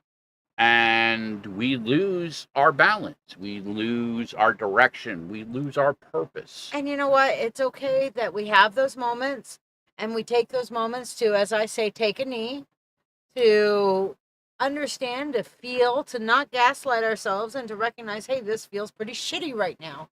And then when we can, we stand up, we brush ourselves off, and we take what steps forward we can. And if we take 2 steps and have to fall back to the ground for a minute and break apart for a minute more, we do it. And then we pick ourselves back up and take another step. And that's all we can do until next thing you know, we're running and moving forward in our lives. Now, I think my sister Suzanne is deflecting around the whole, is there vanilla in the beaver thing? Because she's like, she's got rocks in my pocket. That feels like deflection to me. You should know your Captain Deflection. I am Captain Deflection, and I will own that shit. The first time I said that to you, you know what you said to me? What when I I say? called you Captain Deflection, he goes, you looked at me and said, what gives you that impression? Like you were the most innocent Yes, fucking I am. thing in the world.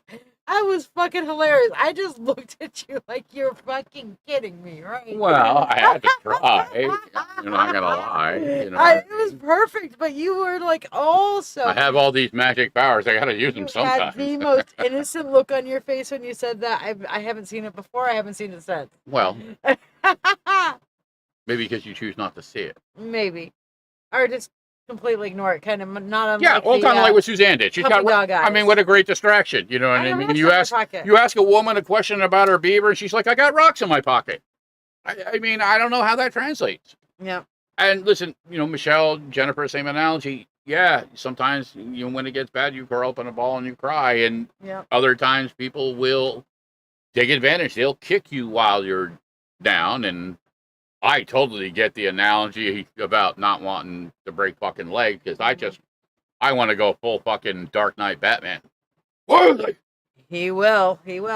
But then there's the other analogy that you always say, strength in numbers. Yes. That's why we have places like the podcast. That's why we have places like the live. It's a place where we can laugh, we can love. Sometimes we cry. Sometimes we scream. We're here for each other. And we talk about sometimes beavers. sometimes we debate the divine nature of beaver and what it all means. How does it apply to artificial sweeteners? How does it relate to our sexuality? Actually, or lack of sexuality? My real question about beavers is this. Is it vanilla or is it strawberry? Because that's a loaded question. That's a loaded question. Right. Now, what makes it taste like vanilla? Is what we're really asking? Are we asking what Suzanne's beaver actually tastes like, Maybe or are we we just debating the taste of beaver in general? Maybe a bit of both. Well, see, these are the things that need to be defined in this kind of dynamic. What because makes one beaver taste like vanilla? One changes beaver tastes like the whole strawberry. dynamic of the conversation. How do you get artificial vanilla from one and artificial strawberry from another? Is it a vanilla beaver? Is it strawberry vanilla? I do not know. Do you have like a chocolate beaver? Is there a chocolate beaver out there? I'm sure there is. Again, I think that's just a matter of perception and context, because again, you know what I mean? I've seen... There's all kinds of I've seen things, and those things suggest to me that, yeah, not only is this not new, but there are much deeper, much more moist places that... So you have deeper beavers. Well, yeah. I mean, obviously, I mean, nature suggests that, yeah, there's all kinds of beavers. There's going to be a whole spectrum of dynamics. Can we line up a bunch of beavers and have a beaver tasting now this is a good contest? scientific study. We'll call this the spectrum of beaver. There you go. Okay, so can we have a double-blind scientific study? Well, Can I be the one blinded? Yeah, I definitely think. Listen, me personally, I think that's definitely scientific. I mean, it creates a whole new dynamic. I mean, I just see the scenario now being blindfolded and having to go in and sample random beaver. There you go. It could be a good time. Is it strawberry beaver? Is it a vanilla It could beaver? be like absolutely traumatic. Yeah, it could be. But you know, how are you going to know Does the beaver bite back? until you try that blind taste test? Do you I mean, lick it's kind the of like the beaver? old, Do I you mean, bite listen, the Coke and beaver? Pepsi did it. I don't, you know, if it's okay for them. And we already know what fucking soda, I mean, Jesus Christ, soda dissolves your body my from the God. inside out. No kidding. But it tastes great. I mean, you know, I was a soda junkie for years until I watched a documentary and literally almost, you know, shit myself quite literally and figuratively. Oh, yeah, but you know, again, here's the human condition though. A lot of the things that actually aren't really good for us tend to sometimes be the more enjoyable. Yeah, you know, Yes. and that dance of balance, you know, as Jennifer says, it depends on what it's mixed with. You know what I mean? You know, you're just hanging out and a bunch of your friends start passing around some weaponized hallucinogens. Does it have a beaver with cream? Well, is it beaver a la you know, mode? again, there's not even beaver involved. You know, that this is now just into a whole nother spectrum. But from here, it could open the door into the beaver or any number of fucking analogies. But it could also open a portal to hell, too. Oh, pineapple beaver. Well, That's an I mean, interesting one, again, Michelle. that sounds more like a prepared dish to me, but that's okay. I don't mind when beaver is actually prepared and served correctly. You know, I like mine raw, but that's just me. You know, I'm not a real. But in fairness, I have not experimented within these things. I don't have a real framework, and the framework that I have is just in a drug-induced blur from many years ago. So, you know, there are people in situations in my life that, hey, I'm not going to lie, they could walk in right now and be like, hey, remember that time in Tucson and we were all tripping for 4.5 days straight? And I'm be like, I remember the Pink Panther. I remember God or some version of God. And I remember throwing up. I remember getting lost. You know, How'd you get lost? I don't remember a whole lot else. And again, you know, this was a dynamic, unfortunately, and I say it jokingly now, but I also say it with seriousness, that sometimes the experiences in our lives, even though they're chaotic and crazy and not necessarily good, in retrospect, they will give us perspective down the road, okay? So, you know, I don't want this to be translated like, you know, this is a cool thing, and people go home and be like, yeah, I'm going to get fucked up and do some fucked up things and not remember it and then just have plausible deniability. Yeah, no, it's not something. Not how this works, I talk about it jokingly, but, you know, I don't feel good about that dynamic per se. It's not something to be proud of, you know. There are much safer. I'm proud of the fact that I didn't kill myself or anybody else. I mean, you know, simple things, little things. But I believe that there's a context for medicine ceremonies of different types, and there are safer elements of medicine that are shared in a religious or spiritual context that might be available, you know, and to each their own if they want to do Yeah, that. but drinking tequila two days straight No, that's not and the best passing out in idea. a fucking snowdrift in the middle of winter, That's not the definitely best not idea. intelligent behavior. Shiya, that stone I told you my friend gave me, 9 minutes of meditation with it alone was intense. Ooh, I'll Nice. bet. Good deal. Good to deal. hear.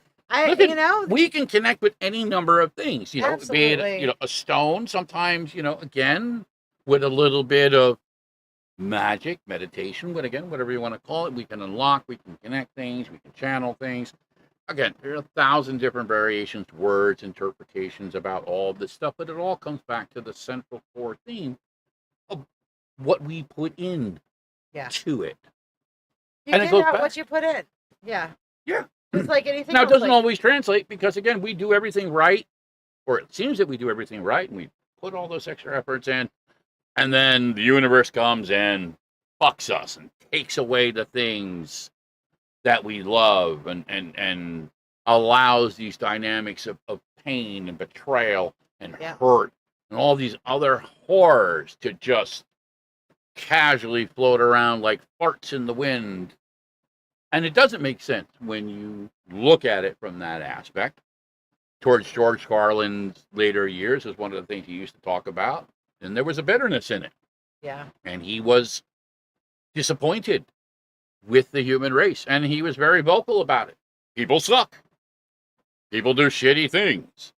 What was that show we watched that had all of his documenting stuff? It's an HBO thing. It's a 2-part thing. It's just basically, you know, it's a documentary about George's early years and his later years. his comedy, I love his that. belief system. And, by his own admission, George fucked himself up with drugs and alcohol through the years. He fucked himself up within the dynamics of the culture and within the dynamics of narcissism. You know what I mean? It's one of the pitfalls for high functioning empaths. We just fucking think too much. We're too smart for our own fucking good. True story. But the other side of the coin, when you look over the fence and, you see the rabble rolling around in their own shit, fucking their sisters and, talking about how they're all going to walk off the edge of the fucking earth into some Scientology fairy tale ending. Yeah, most of us want to run and fucking hide once that comes into play. Yeah, absolutely. Especially if you've heard it and seen many incarnations of it over the years. It's hard to sometimes hold the faith, especially when you look at the fucked up, horrible things that people do and say, and in the context, I'll use my sister Michelle, in any dynamic. Okay. And I talked about this earlier. I talk about it a lot and I will continue to talk about it. Words sometimes define intent and action, especially when they're used in a hurtful context. Sticks and stones may break my bones, but words will never hurt. That's bullshit. Yeah, that's the biggest words bullshit. Fucking hurt. Yeah, they because do. There is a definitive action within the usage of words. That's what language is about. We talk about spelling and spells. They all connect. It just, again, some of us choose to actually look at it and understand it for what it is versus those of us that just use it like a big stick to, whack somebody in the fucking head with. So, dynamic and context being what it is, you look at the details, you know what I mean? How shitty of a person do you have to be to kick somebody when they're down, especially when they're down because of a traumatic loss? Yep. You know what I mean? Again, how does that translate? How do you even begin to rationalize or justify? As far as I'm concerned, you fucking don't. You get to sit in the back of the bus with the Scientologists and the Nazis and the rest of the fucking assholes that fuck it up for everybody else. A lot of my childhood trauma. Part of the simple truth is that by default, apathy, allows these dynamics to continue, not only to exist, but to grow and to breed and spread like a disease, spreading from the crack of your ass and working its way deep inside. That's not my idea of a fucking good time, and I don't think it's anybody's idea of a fucking good time. A lot of my childhood trauma and bullying came from verbal insults and altercations. I was, different, being a psychic growing up as a child, and everybody could tell you're, you know things, you're different, it's weird. And then I smoke and know things. They use bad words and they hurt for many years, and that was a lot of conditioning that I had to overcome. Yeah, and a lot of it is just that, exactly like you say. It's conditioning. Like Michelle said, she'd love to be back in the days where you could throat punch a motherfucker, and I can say it unlike your abbreviation. Yeah.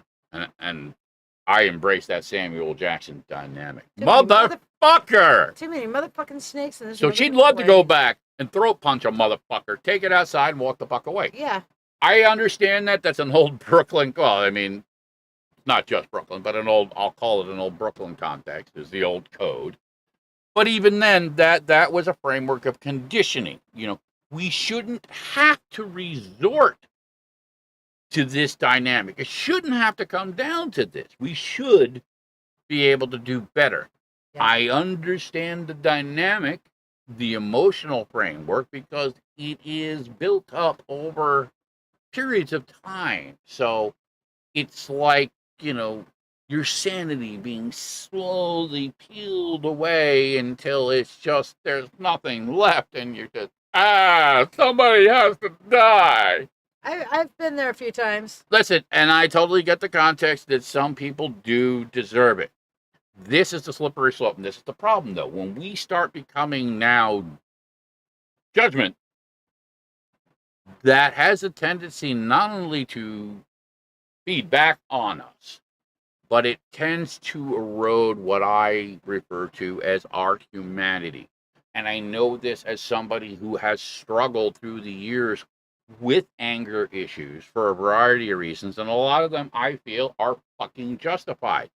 However, and I have to stress this, part of what separates us, part of what defines the difference between the animals, quote unquote, and the rest of us is that we understand it. We know better. We have to rise above the emotional context. Oh, but God, don't get it's me hard wrong. Sometimes, if somebody's in the process of trying to rape and or kill you, yeah, all fucking bets are off. You have every right to go fucking full Brooklyn and bite their fucking throat out. I will say that again. Context defines the situation.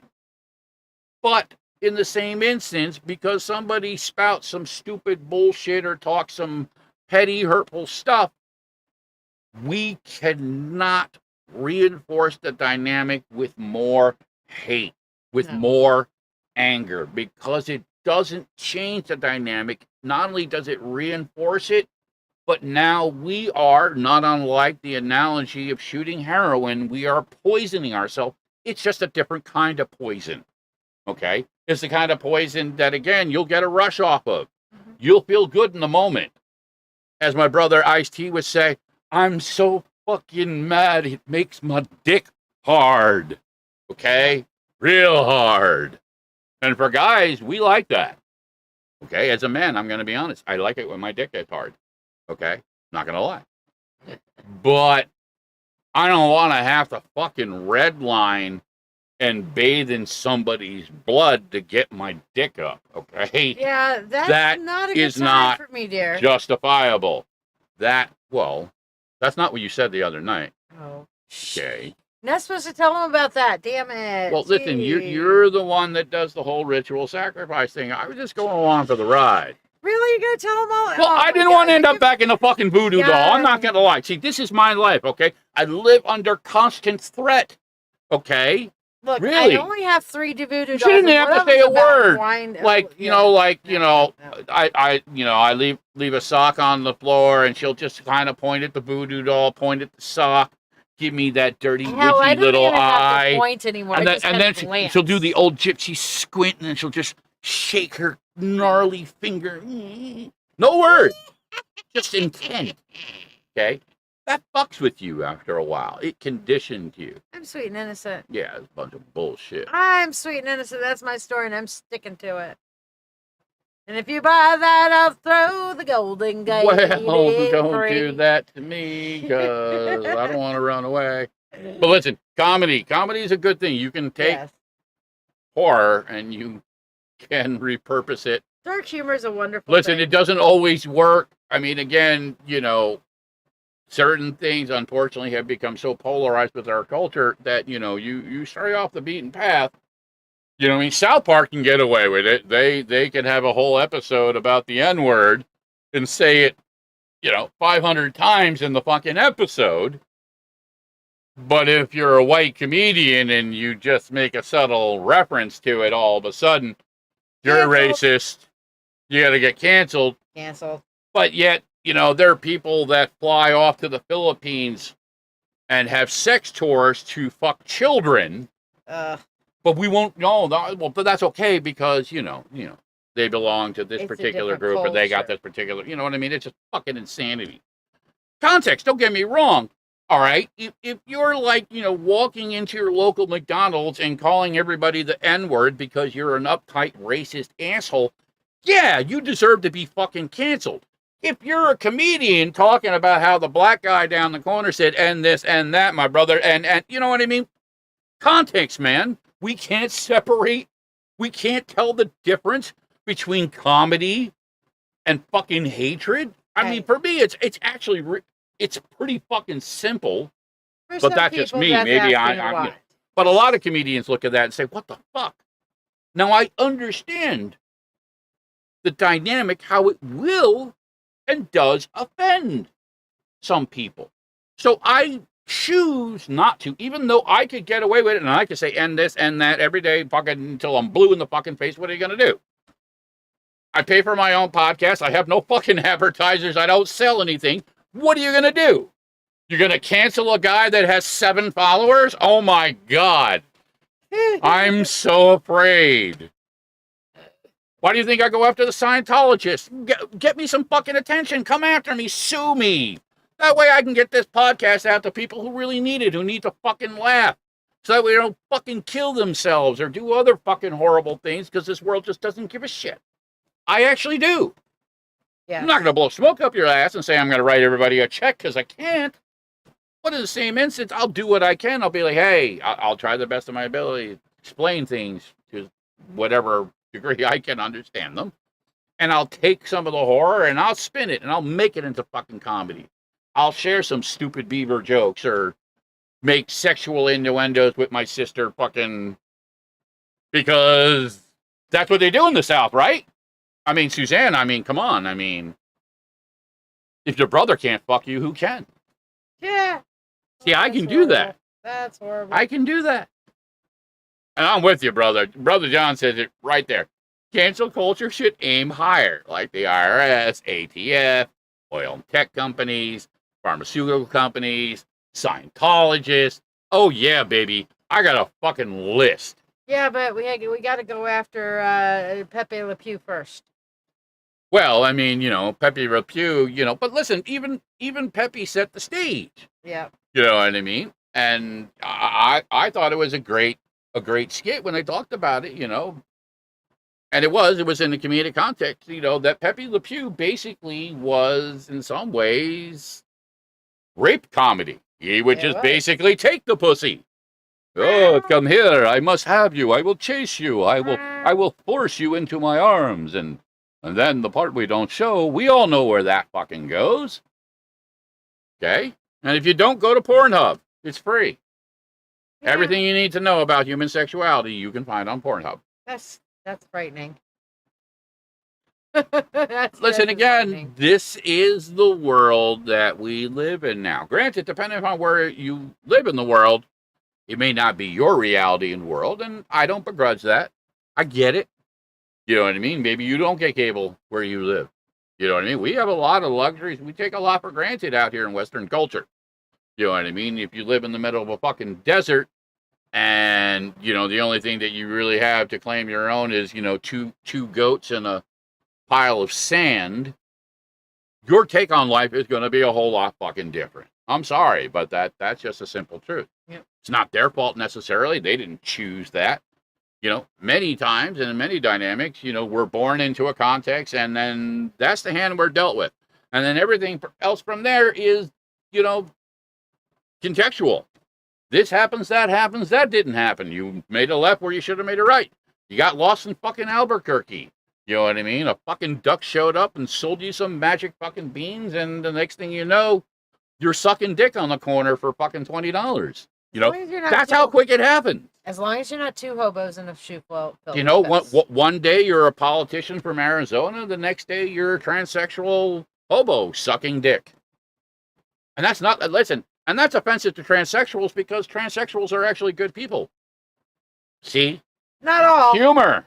Well, all right, fair enough. Not all. People are people. But people are people, right? Just because you're transsexual doesn't make you bad. It has nothing to do with just their like choices in life or if you happen, to be the Beaver Queen. That doesn't define who you are unless you let your beaver speak for yourself. But I mean, again, that's a whole nother story and a whole nother conversation. Wait, you think her beaver talks? I don't know. Does your beaver talk? But I'm going to keep going back to it because she opened the door. She threw the gauntlet at me again, and she should know better. If she comes out here and does that with me, I'm going to fuck with her. I have to do it. But she knows it's in love, too, because, I'm not going to lie. Listen, I'm not going to lie. There's a part of me that really, again, what is this magical beaver thing? I'm a curious wolf. I mean, granted, certain things, obviously, if it doesn't smell right to me, yeah, I'm a fucking wolf. Pass the sniff test. Yep, fuck that. Peace out, man. Sorry. But I know that's not the case with my sister. I know somewhere there's a magical land of vanilla, maybe the soft kind of background, raspberry / jasmine, honey. I don't know. The kind of little notes. I don't know. I'm trusting my instincts in this. You know what I mean? Well, again, It's not like I'm psychic or anything. No, not at Yeah. all. So That's our favorite joke around here. yeah, I pick up on certain variables. Basically, Suzanne, I don't even need you to be naked for me to be able to read your sexuality. So think about that one tonight when you go to sleep. Uh-oh. Uh-oh. Uh-oh. Did he actually go? Yeah, he fucking went there. Yes, gonna push Run away. the envelope. Listen, sexuality is one of those things we get all fucking, too many people get uptight and spin it. That's And it stupid. fucked up my brother's innocence. Look at that. He says it himself. Aw. One man, one jar showed me how horrible our society's sexuality is and kind of ruined my innocence. Well, okay, my innocence may have been ruined before that. Yeah. Yeah, Jonathan. Welcome to America. Yeah. America! Yeah! I'm sweet and innocent. That's my story, and I'm sticking to it. Well, I mean, again, in fairness, fucking your sister is better than fucking a sheep, I guess, right? One would I think. mean, Peter would agree. Peter would be like, no, fuck your sister. Leave that poor fucking animal alone. Oh, geez. At least you can get consensual fucking Yeah, dynamic. that Your is sister can true. be like, That is true. well, but daddy fucked me yesterday, so I'm not sure he's going to be happy about it. But since you're my brother and you're related, go ahead. Yeah. If you can't keep granted, it in culturally, the pants, people keep are it in going to the look at you and be family. like, oh, shit. And in some places I think actually in some places that may still be a crime. I'm not sure. You know what I mean? Sleeping with your sister? Now, again, this In is most sarcasm. I'm instances. not actually, but again, it does actually happen. People Yeah. fall in love for strange reasons. Now, that doesn't mean that, again, you should, and I say this as a man, if you're in a parental role, that doesn't mean you get to take your 9-year-old stepdaughter out and groom her and turn her into your sex toy under the guise of religion. Well, God said it was okay. Yeah. Fuck you. Okay? Fuck you. Context. Listen, Joe Rogan has taken a lot of heat because Joe has done what a lot of people have done through the years. Is Joe just kind of thinks he's fucking bulletproof, and Joe does what Joe does, and Joe says what Joe says, and a lot of people pay him a lot of money to say these things, and, entertainment being what it is, sometimes you push the envelope. I push the fucking envelope. Are you not But there's some things that entertained? should not be fucking said in a context. Okay? I'll talk about a dynamic thing, but I'm sorry, if you bring out a known Holocaust denier to somehow spin the context and conversation, you know what? No. Okay? You're purposely now baiting. You're purposely now throwing a context out there for pure attention to create controversy and drama. Me, I take the short route. I just basically go out there and publicly say, Scientologists, here I am. Fuck you, come get me. You're all a bunch of assholes. Okay? It's more direct, in my humble opinion. But I'm not saying it in the context of anything that isn't true. True. Whereas, anybody who's going to come out here and try and pretend like the fucking Holocaust didn't happen, fuck you too. Okay? And that is the simple dynamic of these things, is that some things really just are what they are. You know what I mean? You can pretend, you can spin it and play politics. Oh, nothing to see here. That was a peaceful bullshit. Okay? Somebody in a position of power at some point, and the last year or so, in a January context, I'm just saying, decided to lie and manipulate and basically organize a mob of innocent Americans who believed their president when he said all this bullshit is going on. And guess what? Not only did it turn out that the bullshit never happened, they knew it was bullshit, and they did it on purpose. Their own words, their own voices, their own actions. So now you have Americans who, granted, what they did was fucking stupid, but most of them did it from an honest belief that they were protecting not only the dynamics of their country and democracy, but protecting their families from what the one guy who's supposed to play it straight couldn't even manage to do. And say whatever you want about politics, but I will tell you this as somebody that has lived in the New York metro area pretty much his whole life, okay? This guy who was not my president, yeah, I'll say, he was not my fucking president, okay? I would have voted for John McCain in a fucking heartbeat, okay? But this guy was a used car salesman. He was never a Republican. He was never a conservative. He hung out with Democrats. He made money with Democrats. He spent years ripping people off.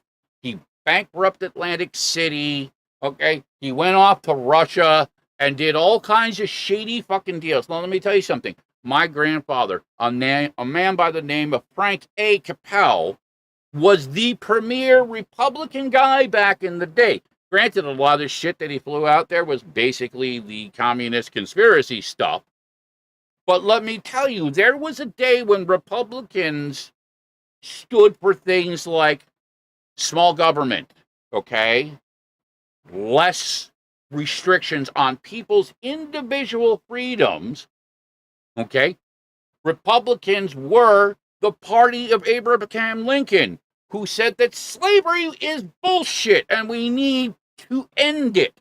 Okay, so whatever you want to say about certain dynamics of this, that, and the other thing, there was a time when this wasn't what identified, okay, these dynamics. These people are not Republicans. They are fucking professional liars. Now, granted, you can make the case that all fucking politicians are professional liars. And I won't argue with you on that. But there's a big difference between some of the elements that have become weaponized and everything else. Now, again, that goes both ways. I don't give a shit what end of the political spectrum you're on if you come out there fronting any kind of violent rhetoric. I don't care if you're doing it because you think the cops are too heavy-handed and then you burn down cities. That's real fucking intelligent. That doesn't help anybody. It's stupid. But in the same instance, you don't get to destroy people's lives and blatantly lie about dynamics of things and then weaponize them to basically change our system that has been in place for several hundred years. I believe in the American concept. We have problems. We are not perfect. I will not pretend. There are a lot of things we need to get right. We need to get things in perspective when it comes to elements of race. We need to get things in perspective when it comes to context of sexuality, regardless if it's women's rights or if it's anybody's rights. If you're trans, if you're gay, if you're this, if you're that, you know what? As long as you're not hurting anybody else, you should have the simple right to love or fuck whoever you want. Pure and simple. Should be no debate about it. As long as our Constitution was based on the simple concept of separation of church and state, aka you can believe whatever you want, but that's not what makes policy, because we can't all agree on who or what God is and what God's word is, and we already know from historical experience that most people who are dancing and singing the loudest about what God says are supposed to do are usually the people who are most full of shit, aka your Mussolinis, your Stalins, your Hitlers, your Putins, your Trumps. Yeah, I said it. And I will continue to say it. Now, I've been holding back because I want to give things time to play out. Okay? And I definitely think that there's an unfortunate disconnect, and I don't want to feed into that dynamic because a lot of innocent people bought into this bullshit because they believed within our institutions, because most of us were raised in a dynamic that you can and should trust your president. It's a dynamic that even if we didn't agree or like the politics, and even to the degree of somebody like Nixon, because guess what? Nixon got caught with his dick in his hands, okay, and still resigned. Okay? Let me say that again. Nixon still resigned for the better of the country. And he said it in just that dynamic. Okay? You can say whatever you want about his policies and stuff, but the only reason he got fucked is because he lied about sending a bunch of fucking knuckleheads to break into somebody's office. Okay? Yeah, his war policy wasn't really good, but guess what? He still cared enough to create the EPA. And the EPA has been the only thing that has stopped corporations from killing us all. Yeah. Okay? He was also the guy, okay, for whatever this is worth, that really also set the stage for some of the other dynamics, not only within our international policy, but our internal policy within our schools and stuff. Okay? He wasn't a perfect man. Okay? He fucked up. But that he should be remembered, okay, in the simplest element, when you have this glaring piece of shit, okay, I take Nixon any day of the week over this fucking insanity. And that's not to say that I like fucking Biden or any of his policies, okay? But there is context, okay?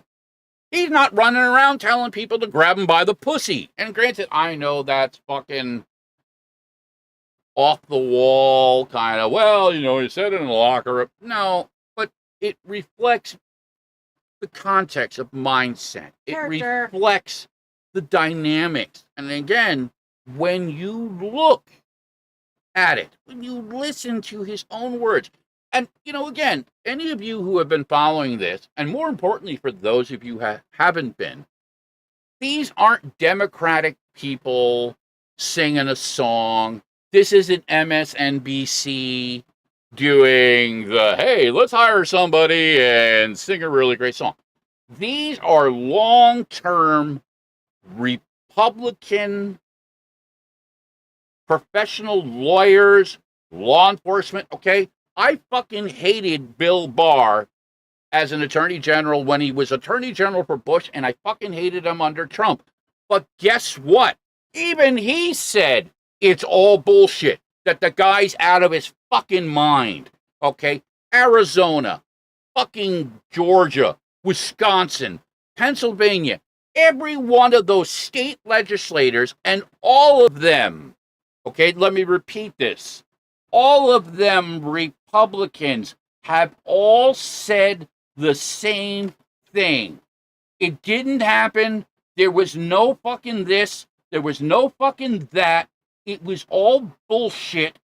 It was a coordinated attempt to change our system so that one man could basically run the show. And again, it doesn't take a rocket scientist to draw the dots together to look at a person's behavioral patterns, the things they say, the things they have done through their life. And this guy, for fucking generations, has been a used car salesman. He fucking rips people off. He lies. He abuses women. Okay? He has been wrapped up with so much fucked up, shady shit that in any other reality, I mean, Jesus Christ, we spent millions of dollars to impeach Clinton for a blowjob. Which, fine, he lied. He fucked up. Okay? But you can't say in one breath that, you know what? Oh, you know, you got a blowjob, you got to go. You're not fit. And then you're going to compare it to this insanity and say that not only is this okay, but this is the message we want to get behind. We want to get behind these assholes that are just pushing horrible, racist hatred. Okay? We're not talking about, you know, this, that, or the other thing. We're talking about a concerted effort to change the dynamics by weaponizing people's emotions and then filling it with lies and rhetoric. Okay? There are dynamics that we can agree to disagree on. There are elements that are important to people, okay? I understand, and I'm behind people who believe in the Second Amendment and don't believe that we should just fucking take all the guns away. Guess what? It won't work. It's not realistic. It's not going to happen, okay? But in the same instance, as a man, I got no right telling a woman what to do with her fucking body. Amen. And surely, at least in the context of how we handle ourselves within that dynamic, that when you lie and you weaponize and you create a fucking mob, okay, to purposely and specifically try to change the outcome of an election, okay, and again, I say that is why it happened. They used innocent Americans behind the context of a lie and sent them out there to do their fucking dirty work. And then when it fucking all fell apart, which it was always destined to do because it was based on a lie, here's the beautiful context. We have a system of courts, laws. They don't always work, okay? They're not always fair. But again, look at where this is coming from. This is not Nancy Pelosi. This is not Chuck Schumer. This is not Joe Biden, okay? This is Brad Waltersberger, who is a known Georgia politician, conservative, God-fearing family man, okay, for years. All these people, okay, said the same thing, have been saying the same thing. Okay? I don't have a problem with any context that has a basis in reality. Okay? But when you're sending Rudy Giuliani in drunk, you know there's a fucking problem. Okay? And again, this isn't about questionable dynamics. These are these people's own words, their own actions. This guy has made it a point to go out publicly and keep saying the same stupid bullshit over and over and over again. And I'll tell you, Kenny, I'll give you an analogy. I have a lot more respect for Pence than any of them because Pence at least called it for what it is. You don't have to agree with his politics. And I personally have a problem with some of those dynamics like this pray the gay away stupidity or anything that targets people's sexuality because it doesn't fit into some biblical narrative bullshit, okay? But I'm also conservative in certain degrees. I don't think it's fair, okay? A lot of the dynamics that play out, okay? Parents have the right to say, guess what? We don't want sexual dynamics taught to our children in schools. You know what? That's fair. That's their choice. As parents, we need to respect those dynamics. But also in the same instance, we have to protect our fucking children so assholes don't run in there with guns and blow them all away while a bunch of armed, trained men stand outside and debate it. Mm-hmm. Because that's the simple truth of what happened in Texas. Those kids didn't need to die, not all of them, okay? And we have it documented, all right? So, yeah, some people are going to, oh, it's a false flag, it's bullshit, no, this is not bullshit. Okay? The blood is real. The tragedies are real. These people lost their children. Okay? The Buffalo thing, guess what? I live an hour outside of Buffalo. Okay? People around here are fucking scared. Okay? The shit is real. Okay? And they're cowards on both sides. This is not a political context. This is a manipulation. Okay? Conservative people are not racist by nature. They're not Nazis. This is a new dynamic that has always been part of what was referred to as the fringe, the crazies, because we have them on both sides. And we try and be inclusive. We try and say, well, okay, even though Bob's a little fucked up, you know what I mean? We're a democracy, so we're gonna let him. We're going to let them say whatever the fuck, you know, but now it's gone beyond that. Now we've created a dynamic where people don't trust elements of our elections. People don't trust elements of media and journalism. And granted, yes, there are degrees to which it is obviously slanted. Okay? Nobody's pretending that it isn't. But there are certain dynamics within our structure, okay, academia, within the frameworks of science, certain elements within the framework of journalism, aka, when there's redundancy and collaboration and elements where you can say, okay, we've watched the sun for 50 years, and every day for 50 years, it rises in the east and it sets in the fucking west. There are common dynamics that no matter how much you want to fucking spin it, this is what it is. But the earth is flat. But the earth is flat. Just got to throw that Well, out that's there. a great place to leave it off. But that's why I'm the Pompatus of Love. Somebody has to do it. And I encourage all of you, be the Pompatus of Love to whatever degree that you can within the framework of your lives. Don't hate, okay? I don't want to hate these dynamics. I'm trying to understand it because I grew up within a conservative dynamic. My mother was a hippie, but my father and my grandfather were like the fucking foundation of conservative elements. True, real stuff. You look at my grandfather, and a lot of history looked at him as, either some evil conspiracy theorist or, the fucking architect of, conservative republicanism. You take your pick. It doesn't matter. I only knew him as my grandfather. He was a cool guy, and, I loved him. But I was a kid, so what the fuck do I know? But I have learned as an adult in researching and looking at things, how things tend to carry over historically. We set the stage, and unfortunately, history tends to repeat itself. But it becomes, again, those cycles become more and more chaotic. They become more unstable. And what you basically had was a bunch of people who took advantage of it, that weaponized it further, and just basically said, well, guess what? If we just tell them that it's all bullshit, it's all a big democratic conspiracy, they'll believe anything we tell them. And that's what they did.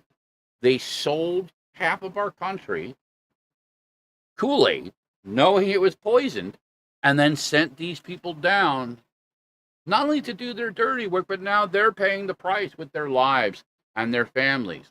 And every one of them that I have seen now come across the board, with the exception of a few isolated characters. And coincidentally, has anybody noticed besides me that the characters who are doing the most talking publicly are all the ones that are pleading the fifth when it comes to actually any dynamic of present some proof? Here's your opportunity, all you conspiracy assholes. That's why we have courts. Put it on the record. Why are you hiding behind the Fifth Amendment? Oh, because the Fifth Amendment protects you from incriminating yourself. I wonder what that means. Again, a 5-year-old fucking child can connect the dots.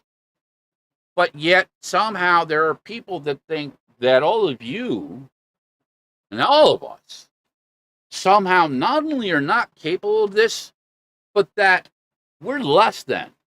See, that's the real dynamic, the real reason why this is playing out, because not only do they not give a shit about us, and they haven't given a shit about us for quite some time, and that's both sides of the coin, okay? That's Democrat and Republican, okay? I'll say it honestly.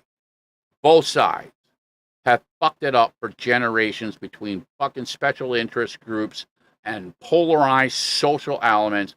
They have just basically created their own little private fucking sandbox to make money at the expense of the rest of us. But now it's gone beyond that. Now they are basically using people as weapons. They're sending them in, not unlike a suicide bomber, but the explosives, the damage that they're doing, it isn't a physical bomb, it's a cultural bomb. It is an intellectual bomb. It's a spiritual bomb. These dynamics erode trust. They erode faith.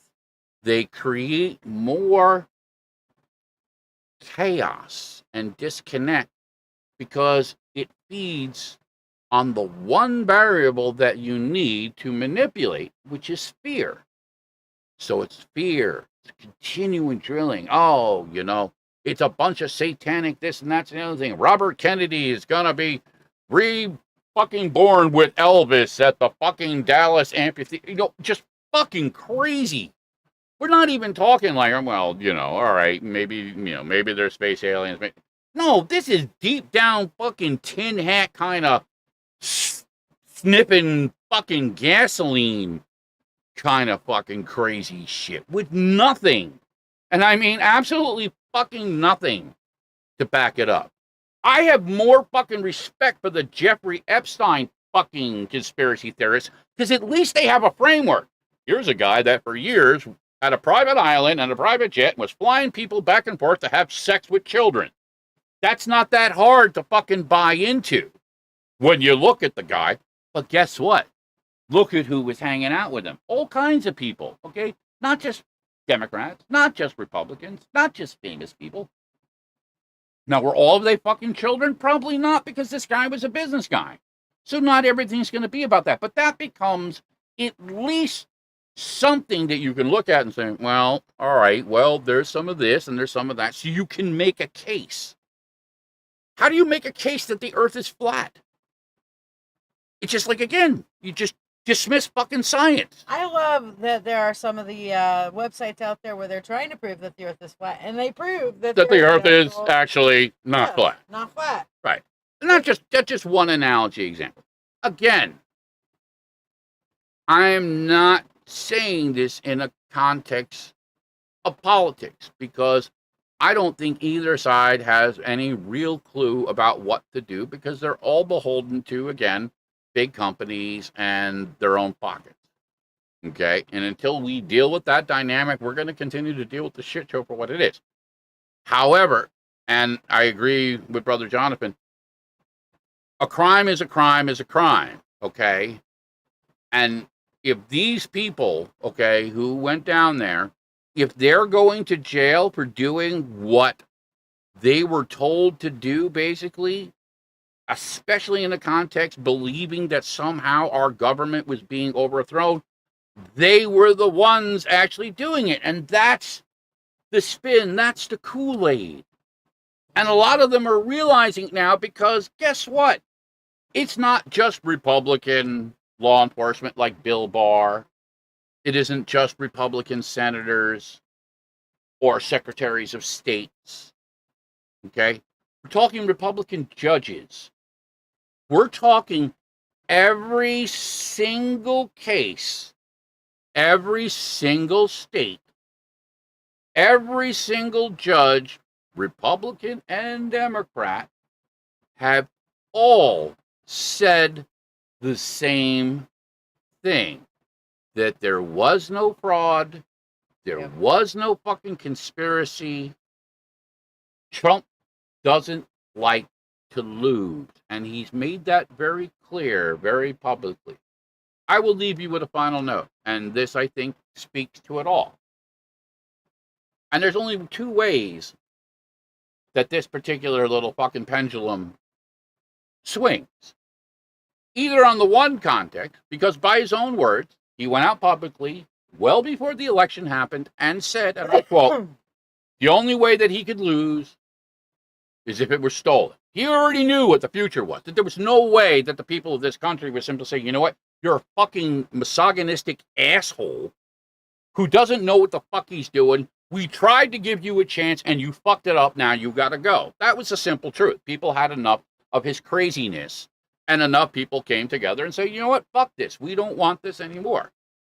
But no. So the option is either, again, it's all a lie, which is what it appears to be, or if you knew it in advance, that must mean that you and everybody else that you hired and everybody else that worked for you under this supposed context was so fucking incompetent that you couldn't do anything about it. So I'm sorry, what is it? Are you so fucking incompetent that you knew about all these things, but yet you haven't been able to find one piece of fucking evidence? Or is the more practical, simpler analogy is you set the stage with a lie saying, there's no way I can lose. If I lose, it must be bullshit. Oh, look, I lost. It must be bullshit. People said they were doing this. Even when presented with really simple evidence, okay? And guess what? You know what? If there was evidence, they went looking for it. These are not people that wanted Democrats to win. No. These are people that have been Republican their whole fucking life. They went and looked. They looked at every goddamn rock. They opened every fucking book. They counted every ballot over and over again. And here again, here's a simple analogy if you don't want to believe it. We actually do have a system. It works. Yes, people fall through the cracks, but that's why the system incorporates things like Social Security numbers and elements of birth certificates and documentation and elements of different forms of ID and driver's license. So, historically speaking, from the beginning of this American adventure through today, there has been and will continue to be very little fraud. The system is designed. You can't game it. You can't hack into these machines and change the totals, okay? They lie. You can't do it because these things all correlate on what's called redundant systems. It isn't just on one computer. That if I hack my sister Ashley Hart's computer, somehow I'm going to change the dynamic of everything. Guess what? It doesn't work that way. They lied. They use people to achieve particular goals. And again, take a look at Egypt. Take a look at Turkey. Take a look at Russia. Take a look at all these countries that basically run from the same blueprint. You have one person with a group of sycophants around them that basically do whatever they want to do. This is what power does. This is what Hitler did. This is what Mussolini did. This is what Stalin did. You know what? How many times do we have to see it in history before people understand the dynamic that this is how power corrupts? This is how power is abused. So you frame this out against the simple truth and their own fucking words. And you know what's even worse? If you look at some of the stupidity, all right, these guys weren't capable of making a fucking peanut butter sandwich between them, let alone this level of pull off the dynamic. You know what I mean? They knew what they were doing was bullshit. They told each other it was bullshit. They spent weeks and months spinning around the bullshit, and all it did is it hurt people's lives. You know what I mean? And that's really the shitty thing. There are a lot of people who believe that stuff. And let me tell you something. If it were true, if that's what had actually happened, they would be justified in that aspect. And I say that again. If it had been true, they would have been justified. But it wasn't true, okay? And it's a dynamic, again, that's very easy to track, very easy to document. The only reason, again, that people don't and won't is because it doesn't fit within the narrative. Nope. Because now they have to take a look at things differently. They have to call into question their judgment. Okay? And I understand that. It's hard. But guess what? It's okay. Okay? That's what makes a used car salesman a used car salesman, because he knows how to bullshit. It happens to honest people every day. It doesn't make you bad. What makes you bad is clinging onto the bullshit and then signing on to it. Okay? You got duped. A lot of us got duped. We were lied to. We got sold bullshit. Okay. We got to deal with that for what it is to stop it from happening again. Amen. And with that, know that it was a bit of a off the side. Didn't really want to go there, but hey, this is how it happened. Sometimes it goes there. Listen, I believe in karma. I believe in the truth. Okay? Again, it's not always pretty. It's not always going to be to the degree that we want it to be, but we have to, I believe, embrace the Pompatus of Love. We have to embrace the dynamics that are common to us Take what you need, leave the rest behind. Okay, we have to do better for our children. We have to do better for our world. We have to do better for our future. And that future is built now, every day, every moment going forward. So do the best you can. Hang in there. Hope we gave you a little bit of comedy, a little bit of beaver juice, and a little bit of, what the fuck. Which brings us to tomorrow. Yes. And what's tomorrow? What the fuck Wednesday? Yeah, what the fuck Wednesday. So yes, we will be back with the new technology, with the new dynamic. Who knows? Now we have the ability to actually, and it's one of the things we will be doing going forward, we'll actually interview some of you. That's right, yes. We can actually bring you in on a phone call. Yes. And have a conversation that everybody can listen to. So, Suzanne, we're going to put that beaver on the spot, honey. Uh-oh. You're going to have to do some explaining. Lucy, you got some explaining to do. Aw, Ricky. Yeah. With that, again, thank you again. We'll see you tomorrow night, 8 p.m. Eastern Standard Time for What the Fuck Wednesday. What the fuck? And maybe something else. I don't know.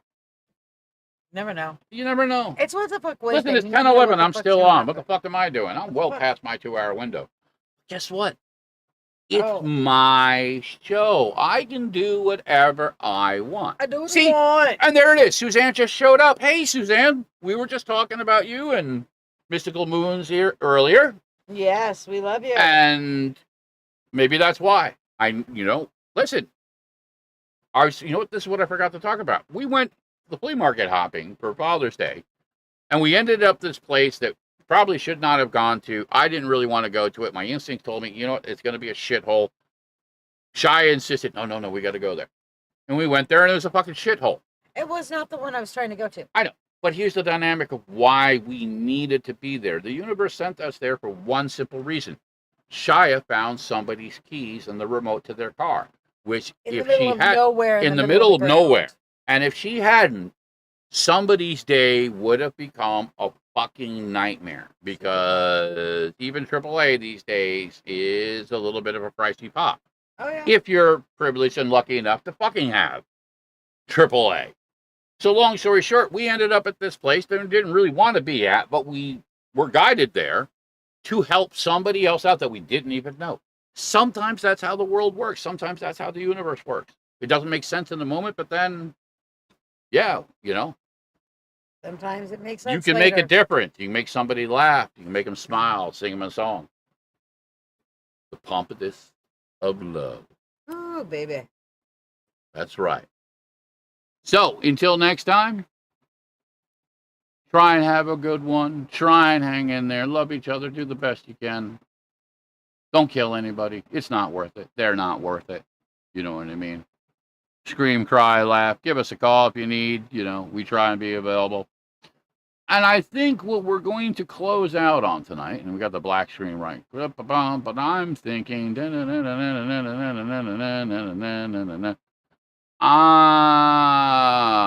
am I going? I'm gonna go with the view below. The view below, for those of you, again, quick reminder, a bunch of photography from a good friend of mine, my brother, Rick Garrity. Shiya did the organization slideshow dynamics of the video. Me, Matt, Tony, and Monkey wrote and recorded the song. It's about the disconnect, how we look at one thing versus the other side of the coin, and how some of us, based on where you are, certain realities only apply if you're poor, if you're black, if you're a woman, if you're gay. It's a shitty thing. Shouldn't have to be that way, but it is. Yeah. And the only way it changes, and again, part of my philosophy, we got to talk about it. Strength in numbers. So until next time, I'm going to leave you with the view below. We'll be back tomorrow night for What the Fuck Wednesday. Have a good one, everybody.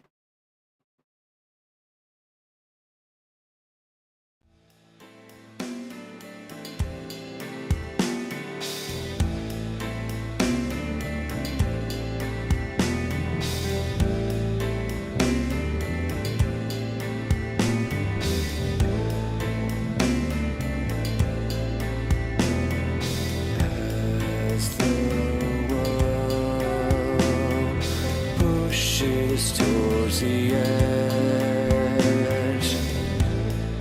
There's a tension ever growing in the air. A child drags the blanket through the mud.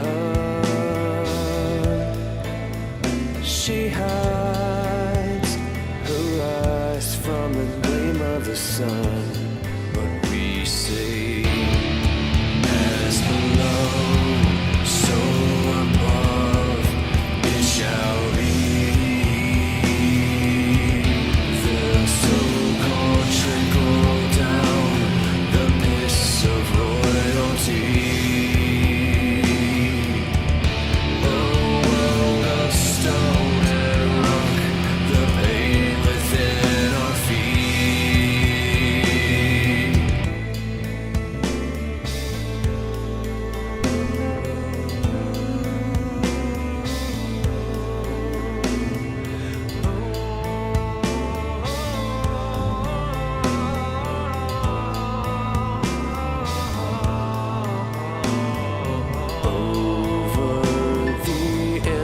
Seas to most certainly his grave.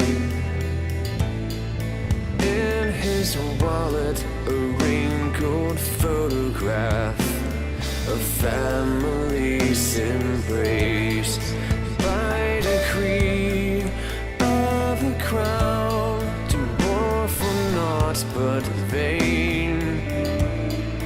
They sent the desperate poor to die, but we say, as above, so below, it will be. Tower of reflective glass, the view below their feet. We see ourselves while looking in, but inside can't be seen.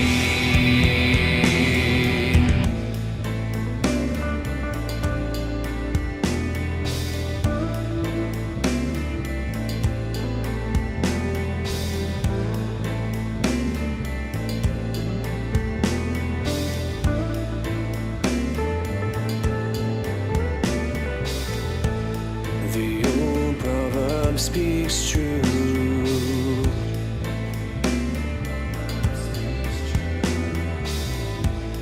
Something about homes of glass and throwing stones.